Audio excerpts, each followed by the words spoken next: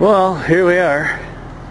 There's no place to park. They got that, well, they're starting to pull out, it looks like. They got that place just jam-packed. And they got this all roped off.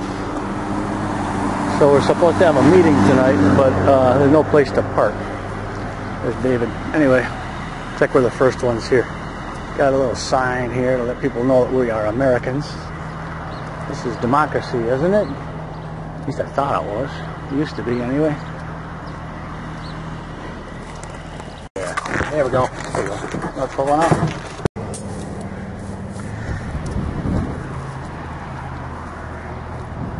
Well, that'll get things started. When our friends come by, they'll know where we're at. Hey, man. You stuck in there? Huh? Let me out. You gotta get out of there, yeah. Let's kick it. There's a meeting here tonight. What's it about? Fracking. Well, that was cool. You want to just tell me what happened? Well, I just gave some lit to that guy over there. He was interested, wasn't he? You want to know what the hell was going on? It did seem to be, yeah. Yeah. He never heard a thing about it on the news or anything like that. Is that right? Yeah. So this is food grade something or other. What's that? What is trucking company? Oh, I think right? he's a trucking company, yeah. Yeah, okay. Yep. Just for food grade substances of some sort Yeah. for the trans Okay. bulk. Hey, we gotta do an episode of TP Turns sometime, Dave. Yeah, hey. Right.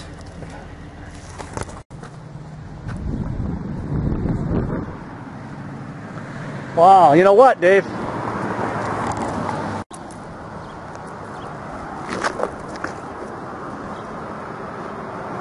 So where's all our friends? David is a criminal. If that's not a crime, it ought to be.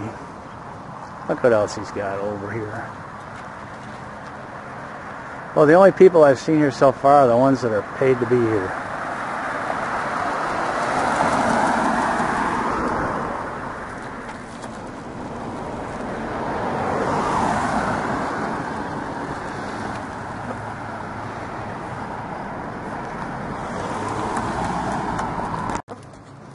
Let's see what you got. Yeah, I like your style.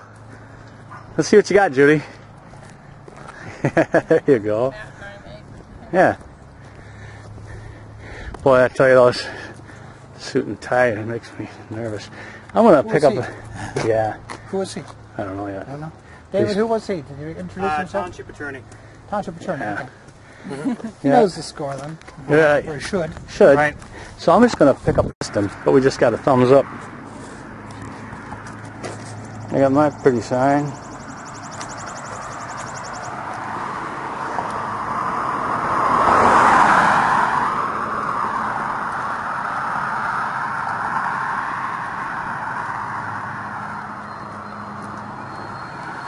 I should have recorded that because he waved at us too. So we got a bunch of support locally, it looks like. Better than the other way around. Looks like Cynthia Price. Am I wrong? I'm wrong. She's a local official.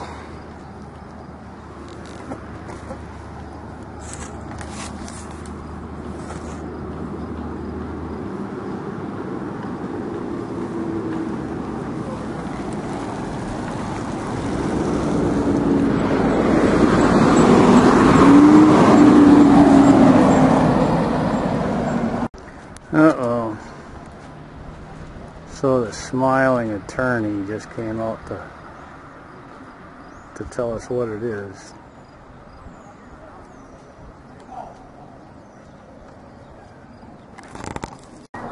Hey, you guys get here by river? No, we rode the brook. It's good to see you. Who's your friend? Is that long hair Matt? It was. What happened, man? You guys stuck in a blender? Close encounter with a lawnmower. You look great, man, actually. You look pretty fucking good, you know? Anyway, hey, we got signs over there. Good to see you. Yeah. So grab a sign. Let's make hay, okay? Because the meeting starts in about 10 minutes.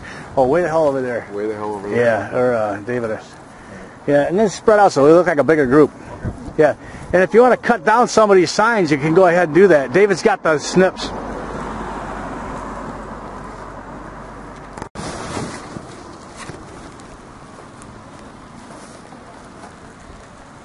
Thanks. We need you. Hi, Sue. Hi. Boy, beautiful day, huh? So we got to talk to the city attorney. That's what I saw. What did he say? He said, you're welcome to use the signs. It's fine. We want everybody to be heard. He said, but if you go inside with your signs, Oh, yeah. would you please, if you're going to take seats, Yeah. put the signs down Well, that or was stay by the nice. back What a so nice that way to be. everybody can see what's going on. Well, see, I'm having a hard time hating that guy. You know, Yeah, he didn't say no signs. Right. I'm going to just have a said, hard time hating him would now. you stay either on the perimeter or towards the back if Yeah, you're going to well, use thanks the for signs passing that along, inside? too. We got spares if you want one. You know? You get a lot more attention when somebody's holding on to it. Good for you, yeah. You know, you want one? No, not at the moment. I don't. Oh, okay. What are they doing Got a down there? bunch of They them. just, I don't know. But I'm glad to see people arriving here. oh, I am too. I was hoping when I came down the road, Yeah. there was that huge congregation of cars down there, and I thought, oh wow, it's a big turnout. And then I realized it was for the Yeah, it wasn't softball for us. game. When we got here, this place was absolutely packed full of fire trucks. And there was no place to park anywhere. And I thought, well, how can we have a meeting here? You know, maybe this is all planned to keep us away. So I don't know. Anyway, I'm glad you're here. I knew you would be. I saw you sent out, somebody told me 100 and some email. Or something. Tell Dylan what he said? If you two could look really angry and violent. Oh, yeah, sure, okay. Yeah. We're mean. Oh, yeah. We're Occupy Muskegon. Yeah, we're ruffians. We just came out of the woods. Yeah. Oh my God, I left and I didn't realize this was so far away. Hey, grab a sign. And where are they? Oh, yours is in the trunk over there. Where's your Way car? the hell over there that crowd is. I wanted to stay here so we look more like we're a bigger crowd. Man, I had to use the bathroom as soon as I left. Yeah, that's the way that goes. Further away than I thought. Okay, well, it's good to see you, man. Yeah, you too. Yeah.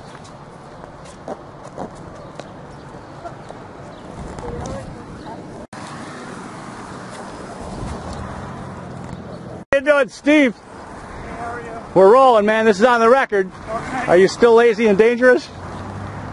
Are you still investigating fracking? I'm here. This is where you do your investigation? You get the propaganda from the corporate line? Where I do my work. Yeah, you're on the take too, man. I just wanted to hear you say it. You don't know anything, do you? You know anything about the Halliburton loophole? Do you know anything about the Great Lakes Compact? Huh? Do you know anything about 42 million gallons of gas per one frac here in Michigan? You know anything about that? Where's that water coming from? Whose water is it, Steve? Is it their water? Think about it, Steve. Ignoramus. You don't care, do you? You're lazy and dangerous. Those are your words. You know, have a Nice job. nice. Nice job, Steve. I don't know how you can sleep at night, but that's your business. See you on Facebook. You'll be there.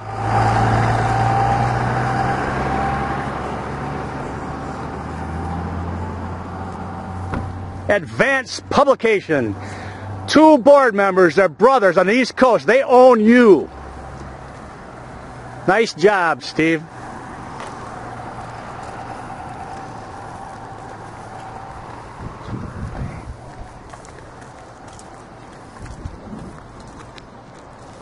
Hey, Steve, it wasn't recorded. Will you come back here and we'll try that again?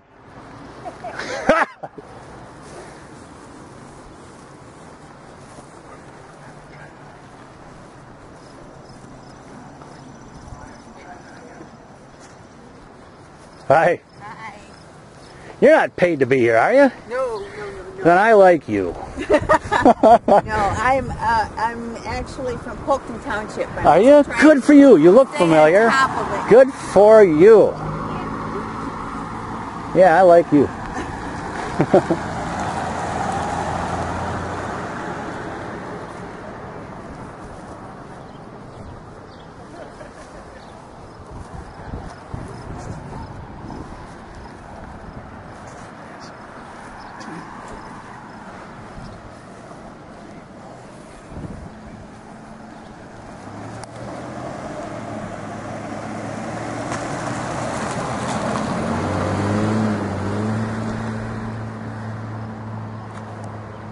You guys got to move out. You guys got to spread out. Hey, Joe. Yeah. Hey, good to see you, man. Good to see you too. Yeah. Hey, we got extra signs. All right. There's one right there. Oh, you got signs. I got people coming with signs. Yeah, cool. I knew you'd be here. I've been here for a little over half an hour, and when I had to drive up and down the road a few times to find a spot to park. Well, when I got here, this place was packed full of city or whatever township trucks, and I thought they were messing with us. Yeah. Yeah. I'm gonna blink this up.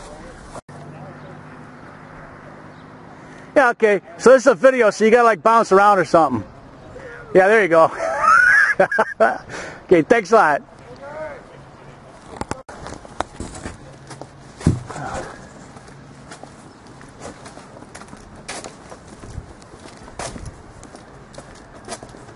Hey, all right, Dan. Yeah, did I ever?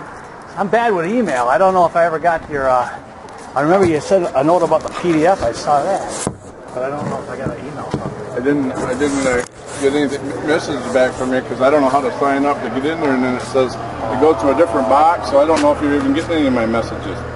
So I got to give you my phone number.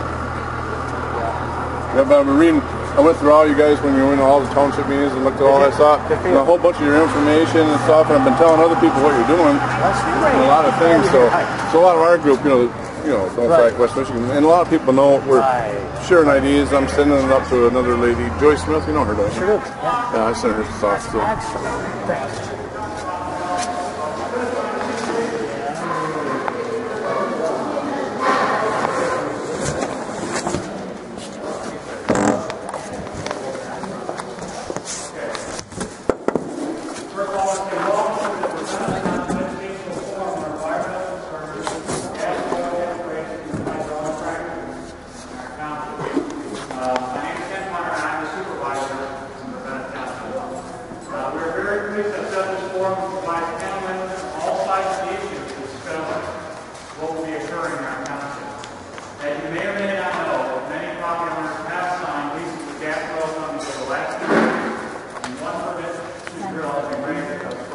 Here's the cards.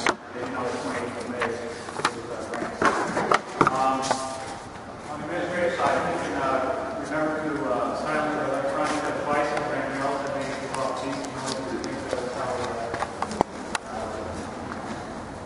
cause a problem. Also, if you have signs and stuff like that, no issues with the signs, guys. Just keep them in the back and so it doesn't get anybody away or anything like that. I appreciate it. So, all right? We're good with that.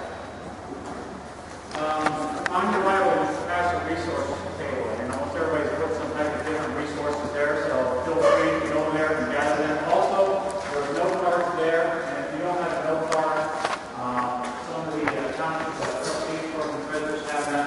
Raise your hand and get you one. They also have some pens. And write your questions on there. And who we have here is from our community, Patrick Black and Patrick Letzick, who will be going through them. And I asked them to put the questions together, find out which ones are the same, and then give us one question from that group. And also to try to get a broad range of questions from anyone who may be against oil and gas exploration, those who are very for it. So we're trying to cover the gamut, because this is an educational forum. It's not for, against, or neutral. It's just to learn for this community what it's all about with gas oil. Yeah, sure. Yeah, sure. So, moving on. Okay, I will ask each question twice, and then I will give it to the panel to discuss. Okay, I'm going to give them 2 minutes each. We will go in different order each time. Try to get somebody to go first, and somebody else to go last. So we'll try to keep it as neutral and as fair as possible. I have a question for you. Talk about being fair. There's a lot of concern that these questions aren't being fairly read, and we can remedy that easily. We just put a name or a handle on a card. So this is Jimmy Q's question. And we don't believe these. We don't see the video. It's not even reading the question. You start talking answers before you look at the card. So can we do that at least so we know that we're actually asking somebody's question here? We'll write a question. If you want to write your name on it, or if the question is given by 2 or 3 people, then we have to put everything. Say it's from Joe, Jane, and Jack. And then one more thing. To communicate, we need to ask for feedback. And that means, did I answer your question? Because a lot of people aren't really getting their questions answered. You can call answers. Let's actually make sure they answer. We do that to be fair. Well, I will tell you that the concern we have, guys, and there's been other meetings where there's been problems where sometimes when someone asks a question, it doesn't become a question, it becomes a comment, it becomes a concern, or it becomes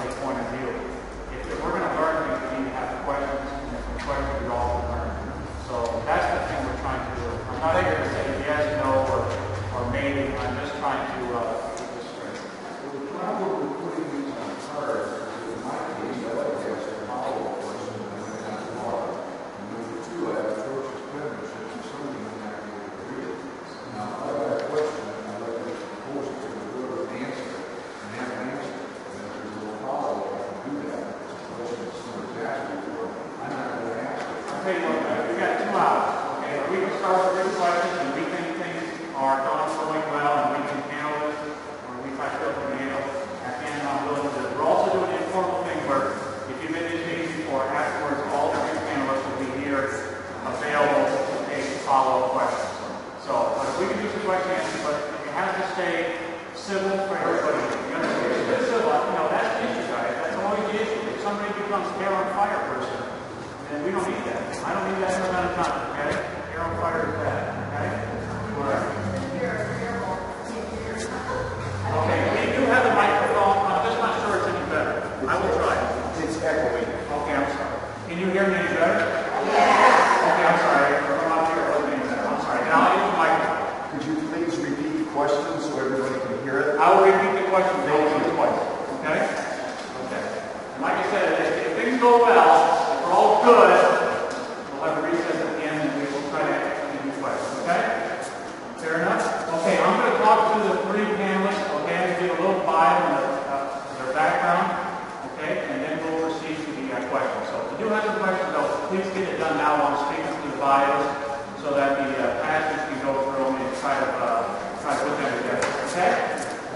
Okay, the Michigan Oil and Gas Association, or I call it MOGA, has provided a family member request. MOGA monitors the pulse of the Michigan oil and gas industry and has been described as a country voice of the petroleum industry in Michigan, speaking to the problems and issues facing the various companies involved in the state's crude oil and natural gas business. Sue Benson, to my left, to your right, is our MOGA panel member. Sue has worked in the oil and gas industry for 29 years. Over the years, she has worked with Smith Petroleum Company, Miller Energy Incorporated, and Micah Myers Beck & Jones PLC. She currently is employed by Wolverine Gas Oil Corporation, formerly known as Dominion Midwest Energy. Sue has received degrees from C.S. Moss Community College and Ferris State University. Sue obtained her certification as professional manager in 2007. Sue is very busy in the petroleum industry. In addition to her employment at Wolverine Gas and Oil, she is the Vice President of the Michigan Association of Professional Management, is active in the American Association of Professional Management, the Wyoming Association of Professional Management, the Utah Association of Professional Management, and the National Association of Leasing Title Analysts. Secondly, the Michigan Environmental Council, the Center, has provided a panel member request tonight. MEC promotes public policies to ensure that Michigan families will enjoy clear waters, clean beaches, beautiful landscapes, and healthy communities for years to come. James Flip is our MEC panel member. For 33 years, the MEC has been working in Lansing with the legislature and the state agencies to implement laws designed to protect Michigan's environment. Before being employed by the MEC, James worked at the Michigan Senate as a policy director and was responsible for environmental protection issues. James has received degrees from Central Michigan University and Wayne State University Law School. He has been an attorney for over 25 years. James spends his time working on clean energy, air quality, water protection, public health, and open government as a policy director at NEC and has taught and lectured at many schools and universities across the state. James is currently a member of the steering committee of the Integrated Assessment of Hydrological Fracking being conducted by the University of Michigan. And then thirdly is the Michigan Department of Environmental Quality, probably most familiar with us, is the EQ, and they have provided panel member requests also tonight. The MEQ promotes wise management of Michigan's air, land, and water resources to support sustainable environment, healthy communities, and environmental economy.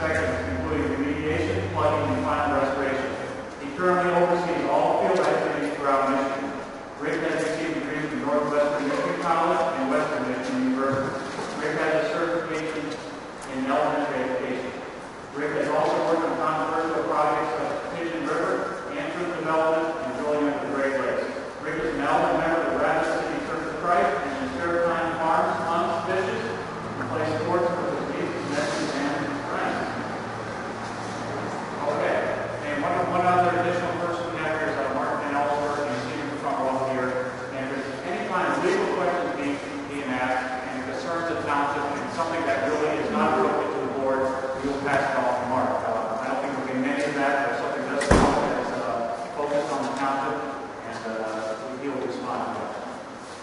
Okay, and lastly, for that time, I'd like to thank every panel member for their participation in this educational forum. To begin, each panel member will have up to 5 minutes for opening remarks, and after that, we'll begin the question and answer portion of our educational forum.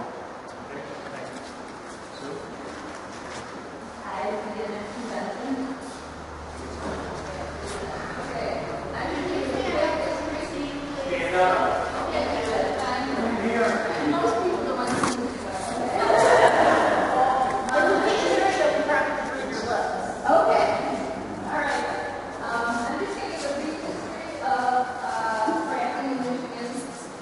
It started back in 1852. There are 12,000 plus hand miles that have been drilled in fracking in Michigan.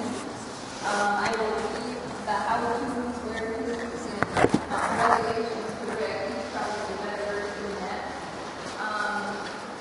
We currently drill here in Michigan. We've only drilled a couple of wells, and we only have a couple horizontal, but we have drilled some horizontals in Ohio, and we do a lot of drilling on Utah, and out there we do report to Frac Focus. I don't know if anybody's heard about Frac Focus, but it's a volunteer program where you can submit what you're fracking with. Fracking fluid, as everybody knows, but we do frac the well. 99+% of that is water, there's sand, and then the other 25% is some components they put in there. And putting it down over there basically tells them the things that are in this component. And I guess I'll wait for questions. Thank you very much. Again, my name is James Glenn. I'm the Environmental Council. And just to briefly kind of run down our general position on this issue is that Michigan needs to do a better job at regulating hydraulic fracking. And I'm going to laundry list a couple of different areas where we think, it's true that we have been fracking for decades in Michigan and the country in general, but that the new kind of what they were calling their high volume, unconventional, these horizontal fracs are different than we've done in the past. They are exponentially larger than what we've done in the past. They therefore put Michigan resources at risk. There's a greater amount of resources at risk if we don't do it right. And for that reason, we have called for kind of a review of the regulations that are currently on the books today, and really look at each of the areas where we have either exempted or have different rules on these oil and gas wells and say, okay, that made sense when we were fracking natural wells and we were using 50 to 80,000 gallons. Does it still make sense if we're using 20 million gallons of water on fracking operations? So for each of these areas, we've kind of been through and systematically asked the question, is this still protective of Michigan's environment and Michigan public health? The truth is that so far, we've been pretty lucky. Michigan, because we have better regulations than many states around the country. We've been able to protect our resources. And our hydrology is a little less risky than some other states out there. So those two things have led to a pretty good track record to this point. But we look at the Great Lakes, we look at the fact that half of Michigan's families get their drinking water from groundwater, and we say that you never stop asking the question, is this good enough going forward? So really quickly, I'm just going to highlight a few of those areas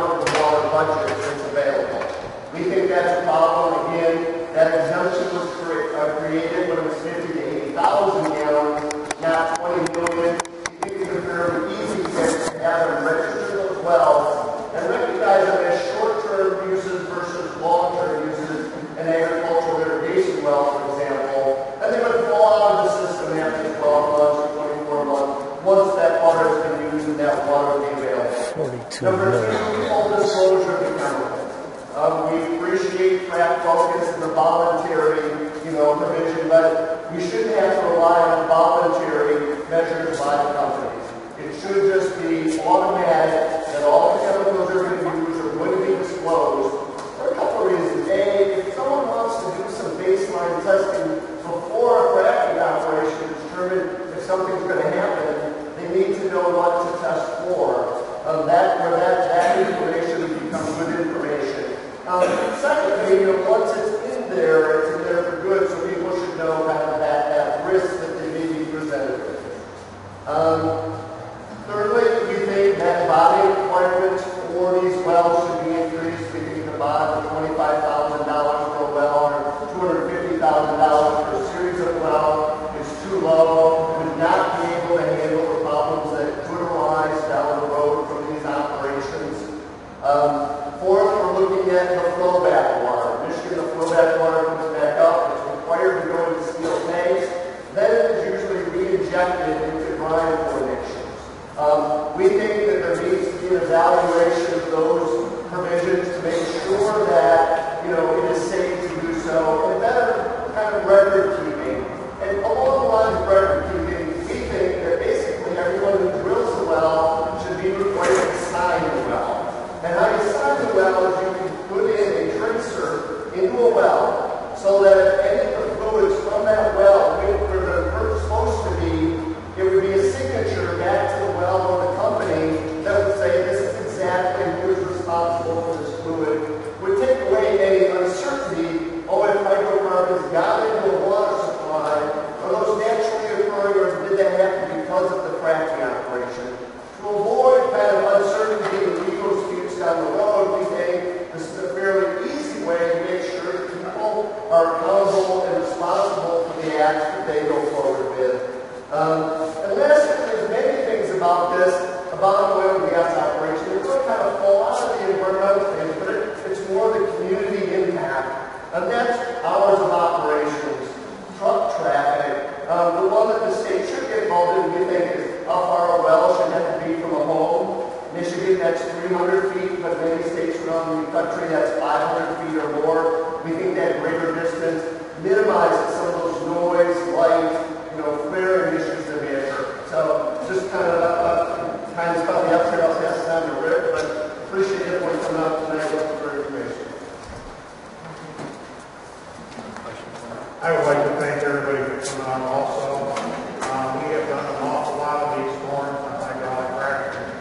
Like Ken said, I've been dealing with the Pigeon River. I'm actually the DEQ's ex-official member on the Pigeon River Advisory Council, drilling under the Great Lakes, the H2S, Jordan Valley, the Mason Tracts. I also get to deal with the Kennecott line up in UP. So I have been dealing with controversy my whole career. So when I first started with the state, I come from Calcasta, and the little Calcasta paper said, a local man gets a job with DNR at the time. Then right next to it says DNR stinks. And so that has been my career in terms of microphone.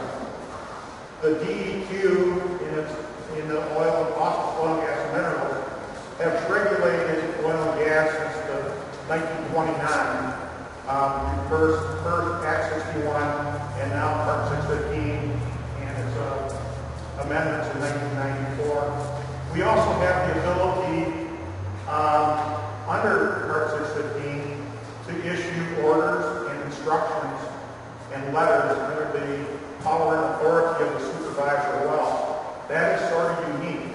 And what that gives us is the ability to adjust to things. We have the flexibility to move pretty quickly where we don't have to go through the legislative process. And some of the things that James mentioned, like disclosing of chemicals, has to go through the legislative process in order to protect the proprietary rights they have under federal law. And I can't remember what the other one you mentioned that requires it, but there's one of the other ones that do too, that we can't do as the geological survey.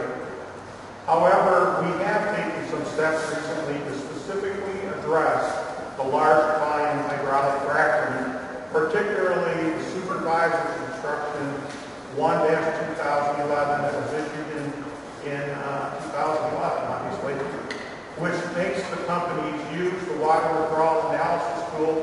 for any fracture that's going to be over, it uses over 100,000 gallons per day over a 30-day period, which is exactly the same language that comes from Part 327 and any other large volume user would have to do. They don't have to register under Part 615. There are a lot of other programs that already have their own water use requirements and regulations that are also exempt from that. However, Part 327 says that the director of the department must maintain a list of all the unregistered water withdrawals. So they are kept. We do have a database of all that. It does go to the Water Resource Division. They do use it when they look at cumulative effects with the water wells. We did also require that the material safety data sheet, which has the majority of the large chemicals that they use, has to be given out. We have the confidentiality time that's by law 60 days or 90 days, and so we can't put it on our website unless the company okays it for 90 days. But immediately goes out there. On our website, we also have chemicals that if you want to test your own wells, you can. There's a short list and there's a longer list if you'd like to do it. And that's based on the common chemistry that they use in fractures as well. One of the things that we have been doing for many, many years is designing our casing and sealing programs. That's the casing you put in and the cement that goes around it to be specific to the location that you're drilling. So Ravenna, geology is different than it is in Muskegon, for instance. And the formations that you're going to here require a site-specific kind of casing in order to prevent the migration of water and gas. And so that protects the groundwater with the surface casing, and then later on with the intermediate, and sometimes 2 or 3 more casings before you get to the production casing. And so you don't see the problems here in Michigan with the gas migration and other kinds of things like that that you do in some of the other states. So our regulations in that regard are pretty strict, pretty stringent. That's why you haven't seen those problems here in Michigan. We have worked with varying environmental groups like Tip of the Bed and MEC and met on the table. We've heard their concerns. 121-2011 addressed a lot of those concerns as much as we could on the working with supervisor wells. We do have a really good track record. We haven't had any instances of public health and safety and environmental impact related to hydraulic fracturing. That's pretty unusual. It's really hard leverage, I guess, to maintain any activity that we did. But we think it's because of the regulations we have and the ability for us as the Office of Oil and Gas and Minerals to go out and do inspections and work with the companies to make sure that they do everything properly. Thank you.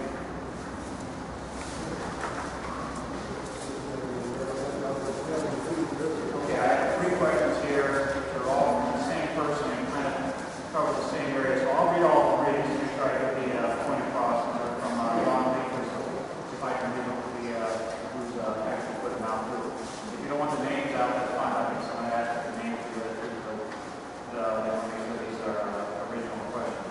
Thanks. Okay, and the questions were, what is the cleanup protocol in the event of contamination? And what is the likelihood of a reversal of such contamination? And the other 2, what rights and discourse does a property owner have in the event of contamination of the ground or groundwater? And thirdly, what do you predict the cost of contamination cleanup will be? Will you compensate homeowners for loss of the value of the home due to the contamination? So all 3 deal with the contamination issues, and there's a recourse for it and there's a reversal for it. And I'll start with Rick and go to Sue.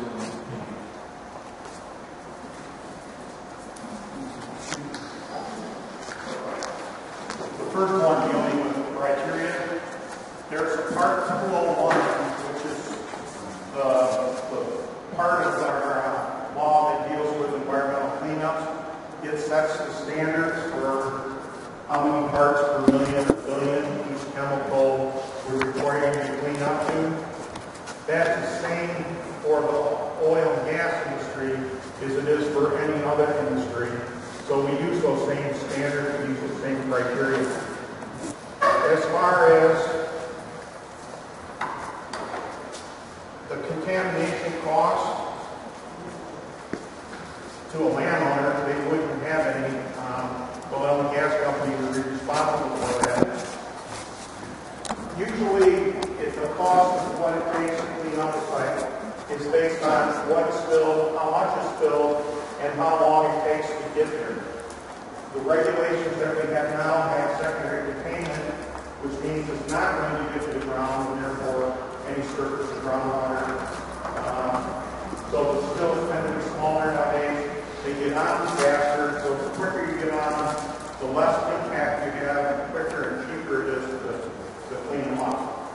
Some of the legacy cleanups we've been doing have lasted 25 years and have cost millions and millions of dollars. So it's really important to first prevent, and second to get on it really quickly, and that's what we try to do. The third would be out of our jurisdiction as far as restitution to a landowner. That would be something that would be between, it would be a civil matter.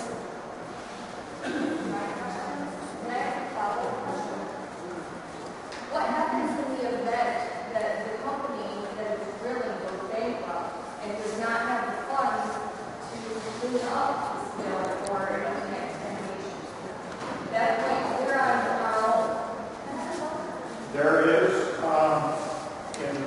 right now the funds are pretty low for that.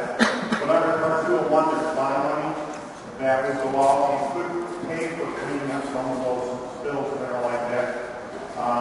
Mostly what we try to do is prevent them from the first point and don't allow them to get big. So usually you don't have those kind of problems where you have recently bankrupt companies. There are some legacy things that happened in the 30s or 40s and 50s, but it's changed nowadays. I have a follow-up question. As Rick said, way back when this drilling was first started, we weren't as regulated as we are now. Right now, we're so regulated to prevent having accidents and problems. They put down mats down on the drilling. There's thick plastic that they cover the ground so in case there are any spills or anything, it doesn't get to the ground, and they can just roll those up, and so that there isn't that contamination problem. There is a fund that they've gone back, and they have been cleaning up abandoned wells and plugging them and taking care of those. When it comes to the landowners, we deal with the landowners up front. We have surface damages, we settle things like that, drilling. There are things that you can do in your oil and gas lease to protect yourself. You can see an attorney, talk to someone. I guess that's about it. Anything? I do. Yeah. This is just a follow-up question. Okay, but can we, I tell you, this long, we're going to take one question, but let's wait till the end for the follow-up questions, okay? I will Hey. let's get through the written ones first, okay? Yes. Hey. I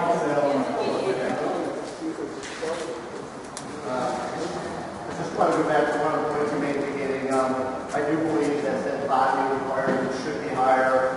Pretty usual practice in this area to form an LLC, limited liability company, for either each well or series of wells. So a lot of times a larger company can insulate themselves from further liability through the use of LLCs. That's where a bond would help. Usually a bond may not cover all the costs, but as Rick mentioned, getting there fast with equipment. So equipment availability locally is an important thing to ask, making sure the emergency equipment that might be necessary is readily available. So somebody, and then there's a bond that then the department can access to quickly get people out there addressing the site is very important.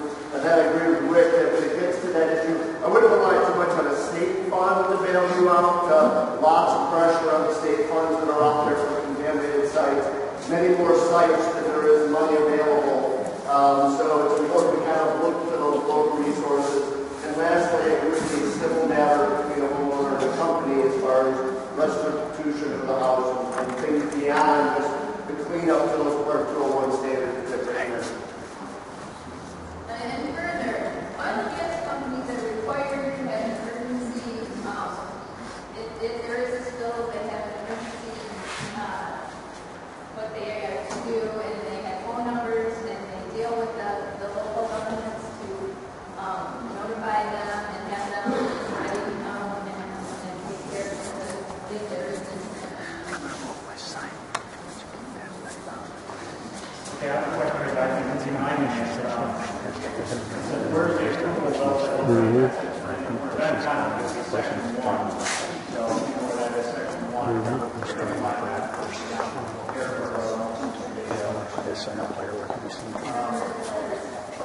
the question is, did the council or county have any input for the application? I can't answer that a little bit. The council did not. We were notified basically at the same time as... We're having a hard time hearing you. I'm sorry. The township was notified at the same time as everyone else, pretty much. And was that an issue? Probably the best thing for us, but we came aware of it at the same time. As the county, I'm not sure. I think we can do a little bit of that heads up, but not a whole lot. Could you turn up your volume, please? You're talking too fast and we can't hear you. Enunciate. Hey, can you hear me any better? I'm sorry. I do the best I can with this microphone. Again, we need to be aware about the same kinds of everybody else that basically on NY. I think it was not necessarily the county's fault. They had just basically not passed information on us. They did one way or the other. Just the whole thing.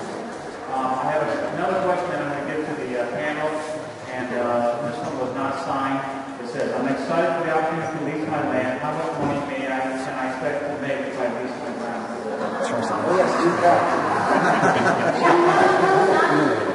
How much is that land worth? Well, the actual money isn't in bonus cost, and if you find that if it's producing well, there are royalties that you will receive over years, and it kind of depends on the production that comes out of the well, how much property you own in the unit. So there are a lot of factors that determine over time what you would actually do.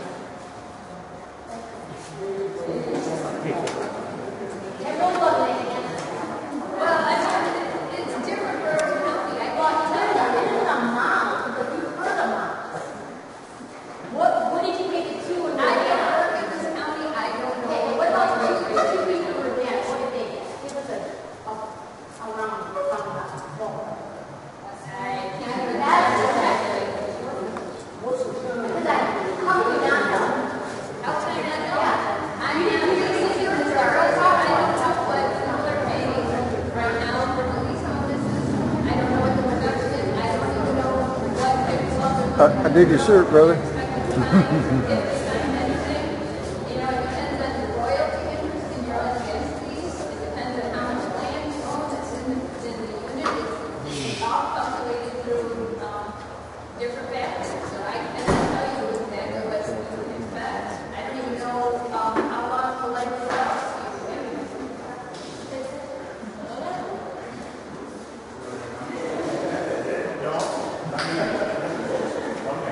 Okay, you have to understand also, Sue works a lot for the oil and gas industry in the lobbying capacity or a speakers bureau, but she is not attached to an oil and gas company, so it's not something that she would necessarily know about the intricacies of the contract. I mean, that's the basic facts of it. I think the best recommendation out there is if you're approached, talk to an attorney, because every provision of a lease is negotiable. So your bonus payment is negotiable, your royalty is negotiable, whether or not development would occur on your land or not is negotiable. So I think the best advice is talk to an attorney. And I agree with James. That's exactly the information to give out on that. So, Okay, I have two questions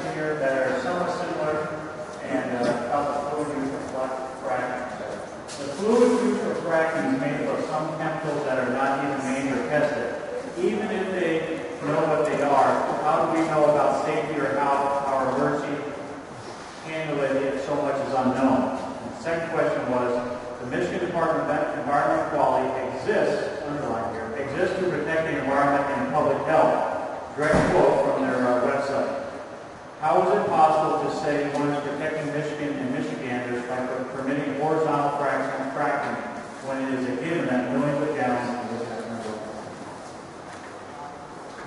of water are made unusable forever in the process, and that water makes anything it touches toxic and unusable.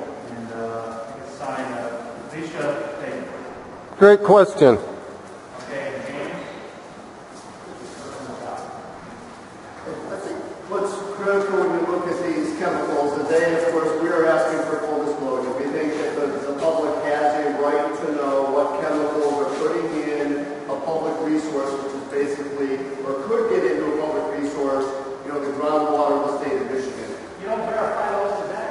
So two things I think is important in this area is that A, there can always be kind of unintentional spills. There could be accidents. You know, trucks could roll over, whatever. So it's important that first responders have information regarding the chemicals that are being used. We heard a little bit about the material safety data sheets. Those only apply to certain chemicals which are kept over a certain quantity at the site. So if you look at fracks in Michigan up to 20 million gallons, and they talk about 0.5%, you know, you do the math, that's 100,000 gallons of chemical.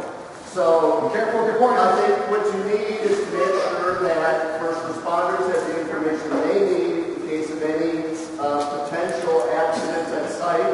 And then secondly, you want that information just in case that there is a problem with a well, it's in the groundwater. I think the public has the right to know that information.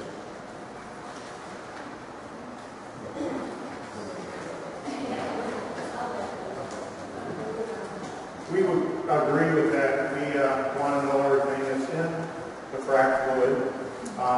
We oftentimes use the voluntary frac focus. But the companies that have been doing a lot of the fracking in Michigan and Canada, which is doing the larger one up in Calcasta, use that so we can see there what they do.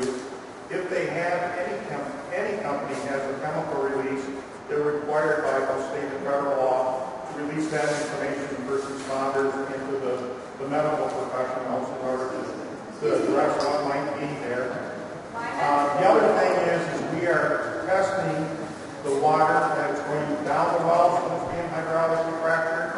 The DEQ is doing that so we know what's going in, and then we're watching what comes back out in the frac fluid through time to see how it changes with time so we can see what is actually in there. And so we're currently doing that on the wells that are happening in Muskegon County and the other wells in the other parts of the state. Okay, that was my question and it was not answered. My question was, your department is entrusted with ensuring the safety of the people and the environment of Michigan. Hell yeah! How on earth, given that is your charge, can you say that poisoning forever the waters of this basin, which is 25% of the fresh water in the world, and our water, Our water! The people's water. that poisoning that forever is protecting us? Hell yeah!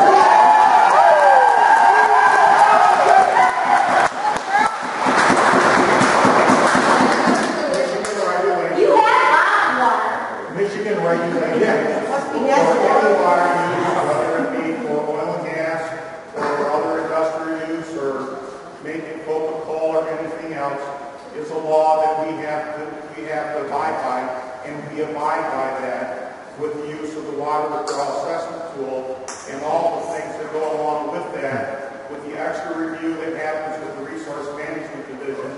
So it's all covered under the laws that were designed to protect our state.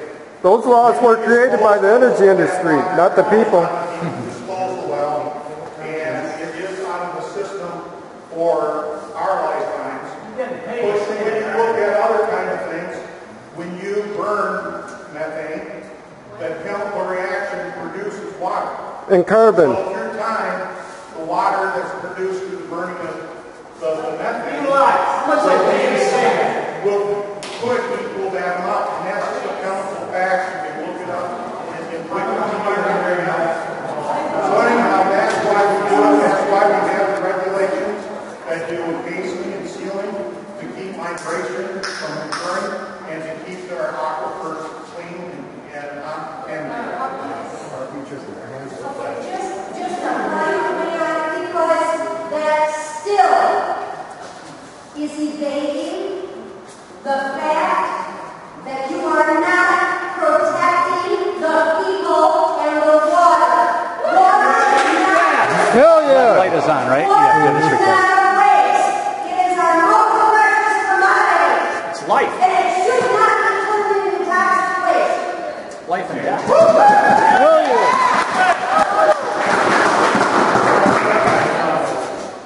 We're trying to have an educational forum here. There's people here who do not know what to do. Is this your meeting? It's our meeting. What I need is to go through these questions, and at the end, if we can keep this civil, we'll do some question and answer. Our meeting. This is a canned meeting. This isn't real. Anyway, please let me answer the question, okay? Whether you agree or disagree, okay? Keep it civil. It's not real. Let's keep it moral. One of the things when you look at water, you look at the total water cycle within the hydraulic cycle. And like we studied where we're going to have the largest withdrawal of waters up in the that's Seltzer Township. And we've looked at that, and that north branch of the Manistee watershed has about 27,000 acres.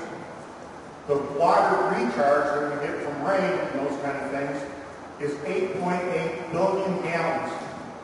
The water that's going to be taken out is about 500 million gallons. So it's a small percentage of that. 42 million gallons in one frac in Michigan. When you look at the hydraulic cycle, the second that a piece of water drops on the ground, it's moving, it's going somewhere.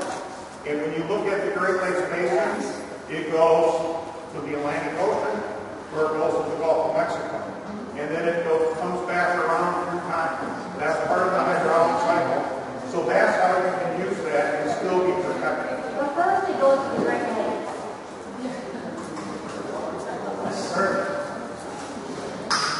Well, who wants to wait around 700 million years in order to use the water? I don't have that kind of time, people. The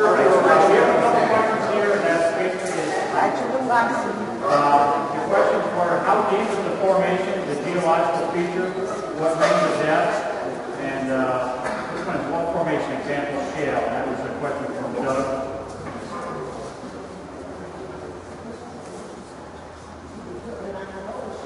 The other question I thought was somewhat similar was the lateral lateral legs. There can be 25 or more, and they can go 2 miles or more, is what Michelle is saying. It says, how can you stop them from going under your property? So the lateral lateral legs, there can be 25 or more, and go 2 miles or further. How can you stop them from going under your property? And the other question was the type of formation, how deep, and is it shale or some other type of geological formation? So, and we're going to start with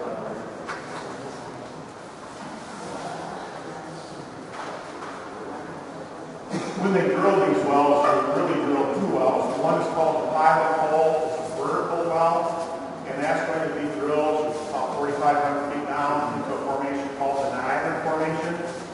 And the reason they do that is they want to core and actually bring up the rock in little tubes so they can study the rock and determine how they want to complete the well, what techniques and things they want to do with it. And then they drill the horizontal portion of the well. The kickoff point for this well is 3,377 feet. And that's where they're going to start the curve when they start drilling the horizontal well. And I was just trying to look up the total depth of the well. In other words, the 3,300 feet down. And then it's going to end up ending at 7,592 feet. So that's going to be that down, and that just dissolves. So that's how far these are going to be going.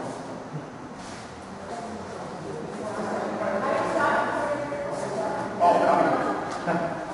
When they apply for a permit, they have to have a unit, and they have to stay a distance away from the edge of that unit. And we have the directional plans they have of how they propose to do it, and then we actually get the directional survey after they're done doing it.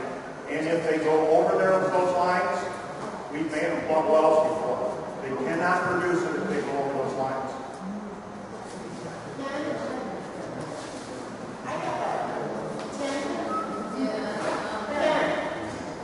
Did you say the well was only going to be 3,300 feet down and then 7,000 for total?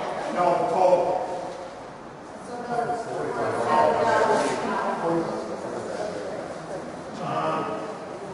Quickly trying to do math. We're talking about 3,800 feet, 4,000. 4,250. Good. You got your cell phone on? I'm just trying to do it in my head. So vertical will be 4,250 or horizontal will be 4,250? Horizontal 4,250. In fact, it's pretty good. Less vertical and more horizontal. Yep. Is that 2 miles down. It's less than a mile down, and it's less than a mile out. About 3/4 mile down, 3/4 mile out. The longest one we had in Michigan was a well that's about 8,500 feet deep and 10,600 feet horizontally. And that was one of the ones in Southern Township, Muskegon County.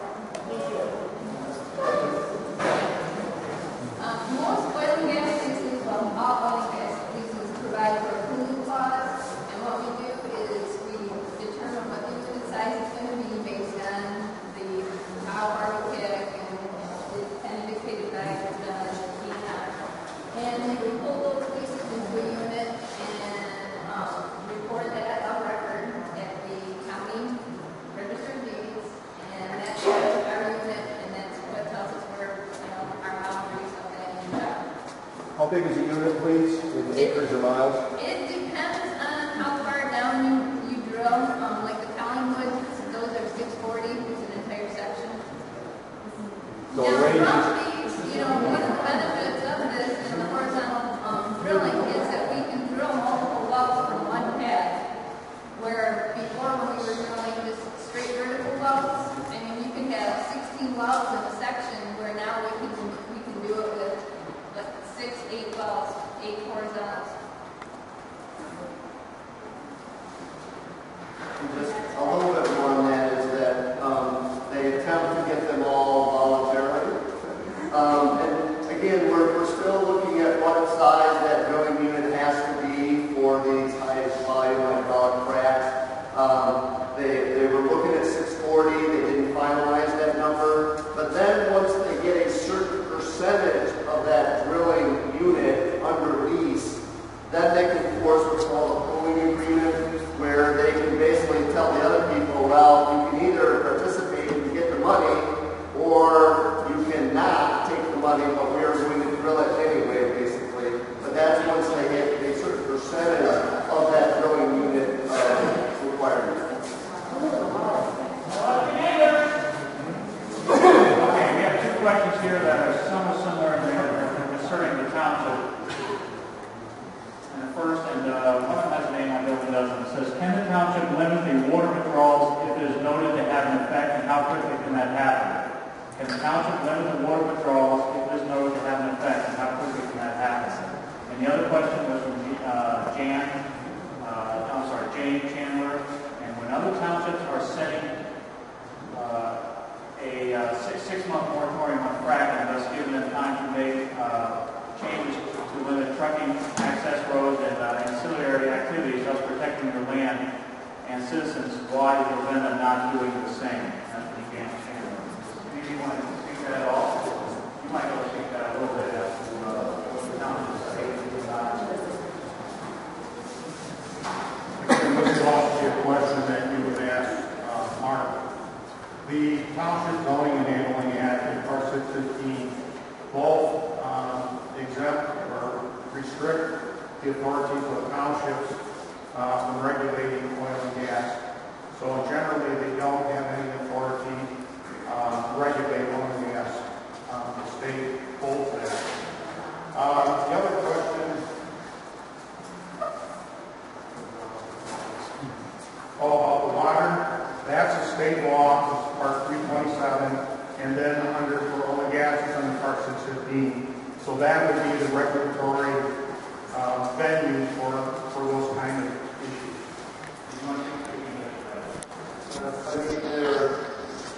Clearly, there are some areas where the townships or local government can regulate certain aspects of the operation, but I don't want to get too far down that road. It's a area of the law that you probably want to talk to your attorney and others. Some local government have obviously been pushing the envelope in that regard, but it's a legal issue regarding the scope of that zoning authority. And I guess the public health code is the other. There's a few other codes that they get some authority from. Mainly it's into the operational aspect as opposed to whether or not a well can work.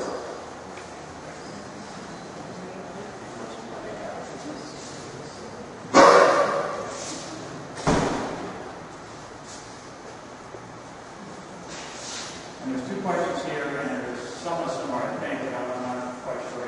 Is fracking bound by the Great Lakes Compact, and is fracking bound by the Clean Water Act? Whose question? The question was, is fracking bound by the Clean Water Act? And the name was Dan M. That's me. Okay, another Dan M. Is fracking bound by the Great Lakes Compact? Thank you.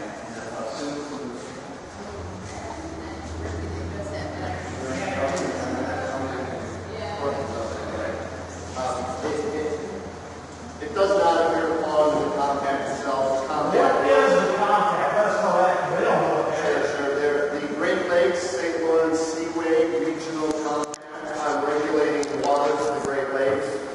It is designed to A, prevent diversions of Great Lakes water out of the basin, and B, prevent adverse resource impact within the basin. So the use of the water withdrawal assessment tool in Michigan in assessing large water withdrawals, that is a authority that Michigan is exercising that is related to their compact responsibilities to prevent adverse resource impact. So the use of the water withdrawal assessment tool is designed to make sure that on a regional basis, on a local basis, you're not taking so much water out of a water course as to impact your aquatic health of that river.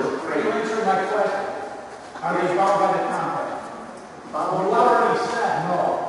Well, as I say, because the compact is kind of the regional, kind They're of not the bound by the Great Lakes Compact. No. Canada, the surrounding states, you're saying they're not bound by it. only to the respect that Michigan has the obligation to prevent adverse resource impacts. What is that? Well, that's... Who are they accountable to?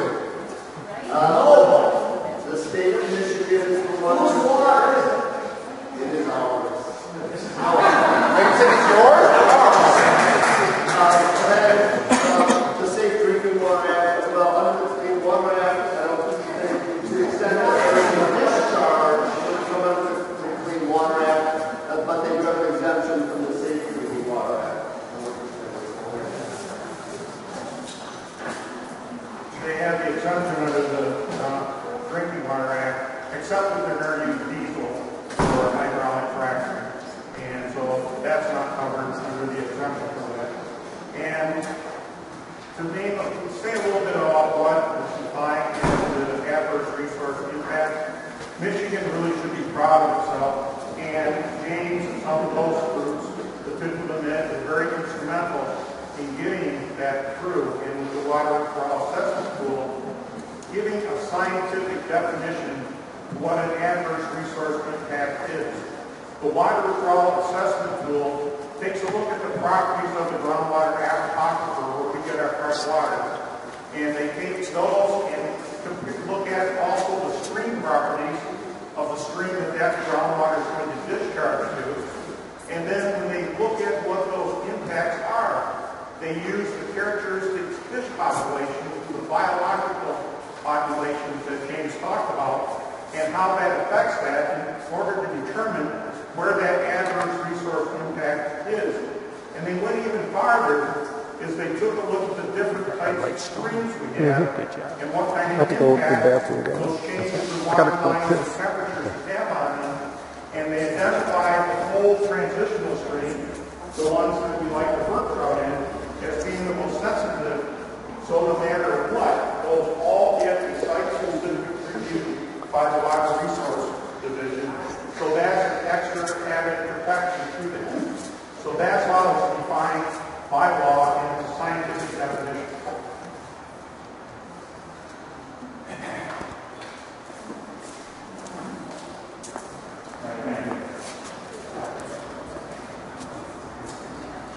Okay, these two questions are not necessarily the same, but they kind of cover the well and the things that occurred there. So maybe you can answer all three or parts of each as you see fit.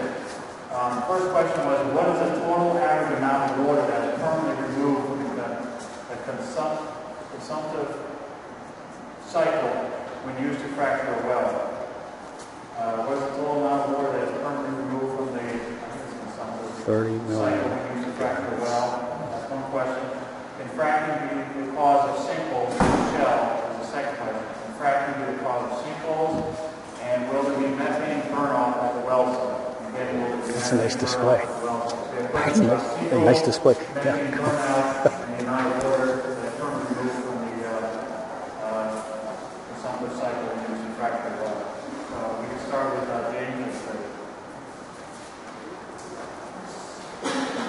So the amount of water has been kind of changing, and it's going exponentially higher. So 10 years ago, we were 80,000 gallons, and now it's 40 million, now up to 22 million gallons for the single well up in Kalkaska. Rick talked about a mile and a half down, 2 miles across, many different sections getting cracked. That is a 100% consumptive use of water, because 25 to 75% of the water will come back to the surface and flow back. That will then in Michigan virtually always be re-injected back into the brine layer, taken out of circulation. So all of that water is out of circulation. Unless you put it on the roads. Yeah. Unless you put it on the roads where flow back from a large volume hydraulic frac cannot be used for dust suppression or de-icing. However, other oil and gas well brines can be used for that purpose. The methane, I'm going to get into that a little bit more, but clearly they have to capture that methane. They then either process it, put it in the pipeline, or flare it. And that has been some concerns in some communities across the state. And I am not aware of any cases, especially in Michigan, where fracking has resulted in a sink well situation.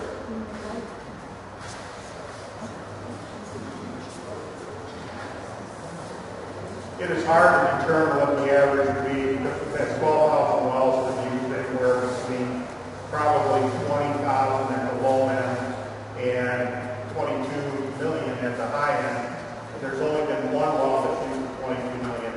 They have some that have asked for 30 million. That's not necessarily what they're going to be permitted. One of the things we did in the permitting process is when the companies say how much water they're going to use, sometimes they underestimated that, and we didn't want to have it underestimated. We were going to have it overestimated. So when you see these things of 30 million, that might not be what they actually use in the long run, and it definitely might not be what we approve. As far as sinkholes, I don't know of any that is caused by oil and gas drilling of any kind.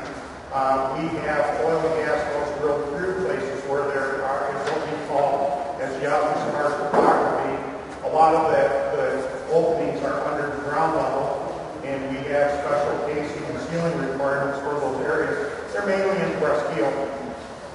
The methane burn-off is we require all the methane during the drilling, if there's some that come up during then, or during the completion process to be burned. New federal regulations require that they use what's called a completion combustion device, which has a higher level percentage of burn. Conventional flares can be anywhere from 85 to 95% effective. These will do better than that.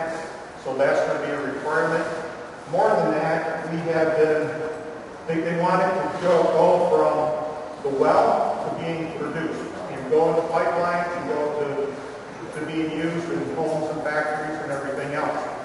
We have worked with the Michigan Public Service Commission to adjust sort of their rules to improving the pipeline for some of these things in order to allow that to happen.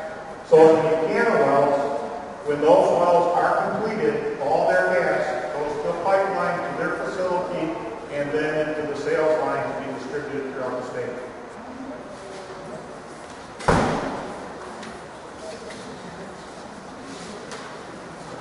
I don't know what else I can add to that. As you said, it's regulated by the state as how much you can wear. And at a certain point in time, if it's over that, they have to stop. We prefer, of course, to be able to sell it or use it on the property to run some of the machinery, the compressors, and some of the other things that are used on site. So, yeah, we don't want to burden either, but we have to until we get a pipeline in there. Okay, thank you. And this has to do with chemicals on the site of the gas and oil drilling site. 3 of them. Explain what a deep injection well is and why it's necessary to isolate the wastewater into them. And again, explain what a deep injection well is and why it's necessary to isolate the wastewater into them.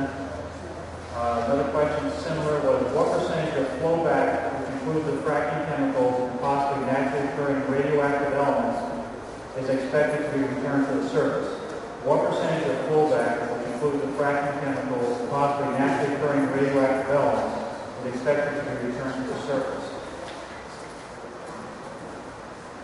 And then third question, similar, is where is the waste, all waste, going when done? I was told there will be an on-site storage facility. Is this facility forever? And who monitors it when the venture ceases? So questions about the wastewater and things coming back to the surface of the chemicals. So we'll start with Ravenna.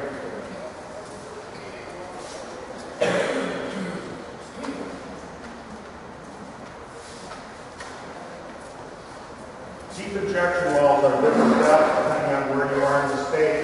As you get closer to the fringes of the state, they tend to be deeper because we're in a basin and the formations start to get closer to the surface. So we want to maintain a protected depth and isolation from the surface of the aquifers. Most of the fluid is disposed of either the Traverse limestone or the Dundee formation, although there are other formations that are used to dispose fluid in.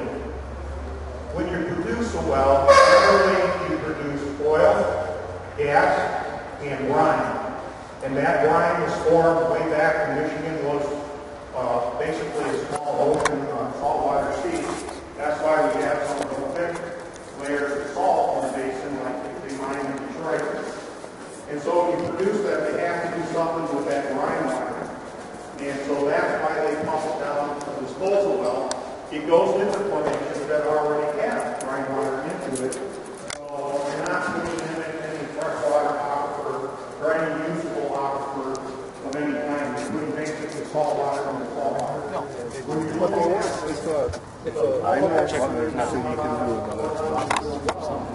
Whatever that's on there, that's got to be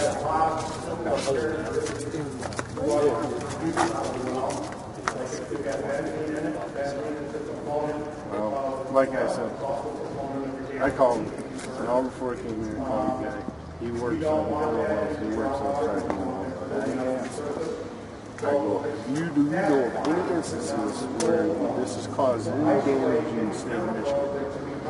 And he says to his knowledge, just this stuff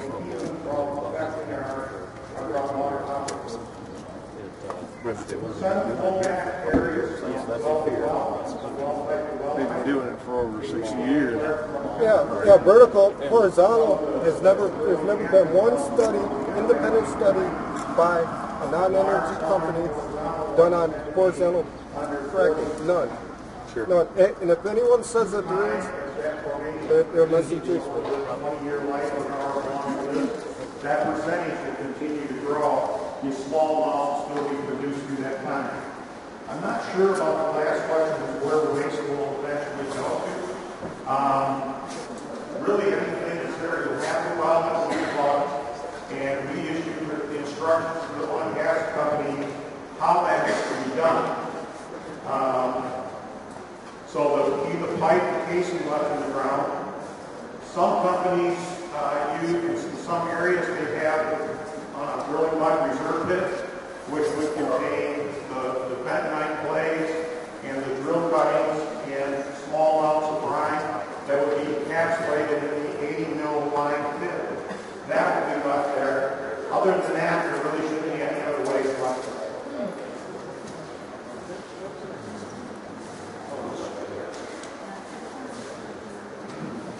The fresh water is into what we call frac tanks, so it comes up in the big metal tanks that the frac water is put into, and then it's hauled off and removed from the site, and then just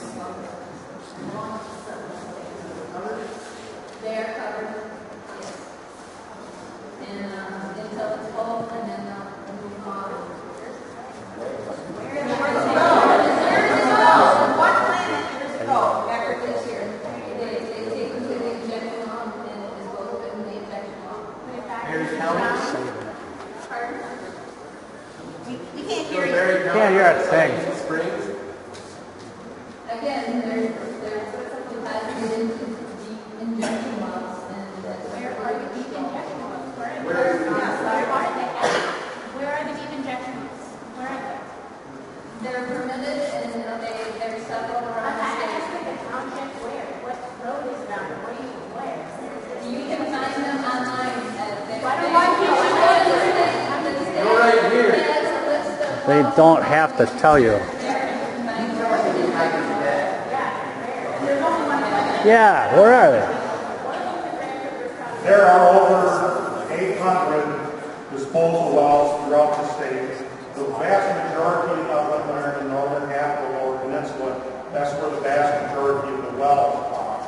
We have about almost 21,000 operating wells in the state, and so there's about 880. I can't give the exact number of oil and gas disposal wells in the state. And then another thing, when she talks about when the frac fluids come back to the surface, they're putting what they're called frac tanks. They are enclosed tanks that are also on secondary containment. So if any of them leak or drip, it's not going on the ground. The trucks make the connections. That's all. It has containment underneath it. So it's designed not to have any leaks. If it does have it, it will be contained on the liners. Yeah, right. It's a brine truck. Halliburton loophole. They don't have to report a thing. Just a little bit more. And this is one of the areas that we're asking to have reviewed. There's different classes of disposal wells. Class 1 for hazardous materials. Class 2 for what's been traditionally brine-like material. So we're basically saying that what's coming out of an oil and gas well is it definitely has hazardous contaminants in it, radioactive materials in it. So the question is are our regulations that we currently have in place for class 2 wells safe enough for the long terms and the volumes that we're now seeing from these new wells, with these new fracking fluids in? Again, these were all regulations that were designed kind of before we used kind of the volumes that we had today. So this is clearly an area. These are wells that are both regulated by both the EPA and the state. There is kind of concurrent jurisdiction over these wells. And in some cases, what you'll find is that if they get a producing well, they'll actually drill a new brine well, a new deep well injection close to that location because they don't want to truck the frac fluid too far. So you can expect that they will. Yeah, right. So again, this is an area where we're asking for review whether or not these class 2 wells are good enough to do this job. No. Whether or not there's enough record keeping of what's going in them to make sure that we know long term that we're going to be safe. How do we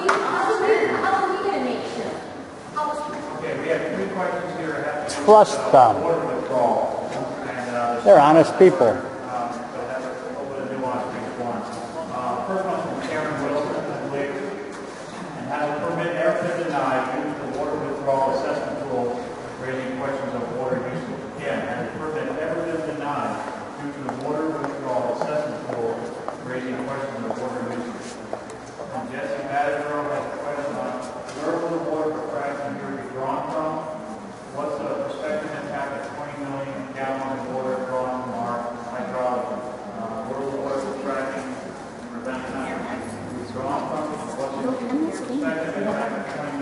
I'm not screening. Well, I'm glad. You got a problem with her now too? No, well, you I'm got a not problem with screening. everybody, I'm just don't you? asking. Now, at the meeting of MCC, they said we were told that assessment did not be done because only 2.1 million gallons instead of 3 million was being used. That's 2.1 million over what period of time and where will it come from? And again, at the meeting at MCC, Community College, we were told that assessment did not be completed because only 2.1 million gallons instead of 3 million was being used. That's 2.1 million over what period of time and where will it come from? And sewage. Yeah, and you know, that's handled by the state, so I think that's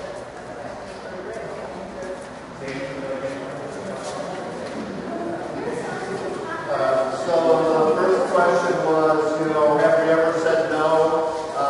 And as far as I know, on the oil and gas side, we've never said no. And they have gone through what's called those site-specific reviews, where they're not relying simply on the water withdrawal assessment tool. Now, if you want to know a little bit more about kind of availability of water in your community, you can go online to this assessment tool. It's miwwat.org.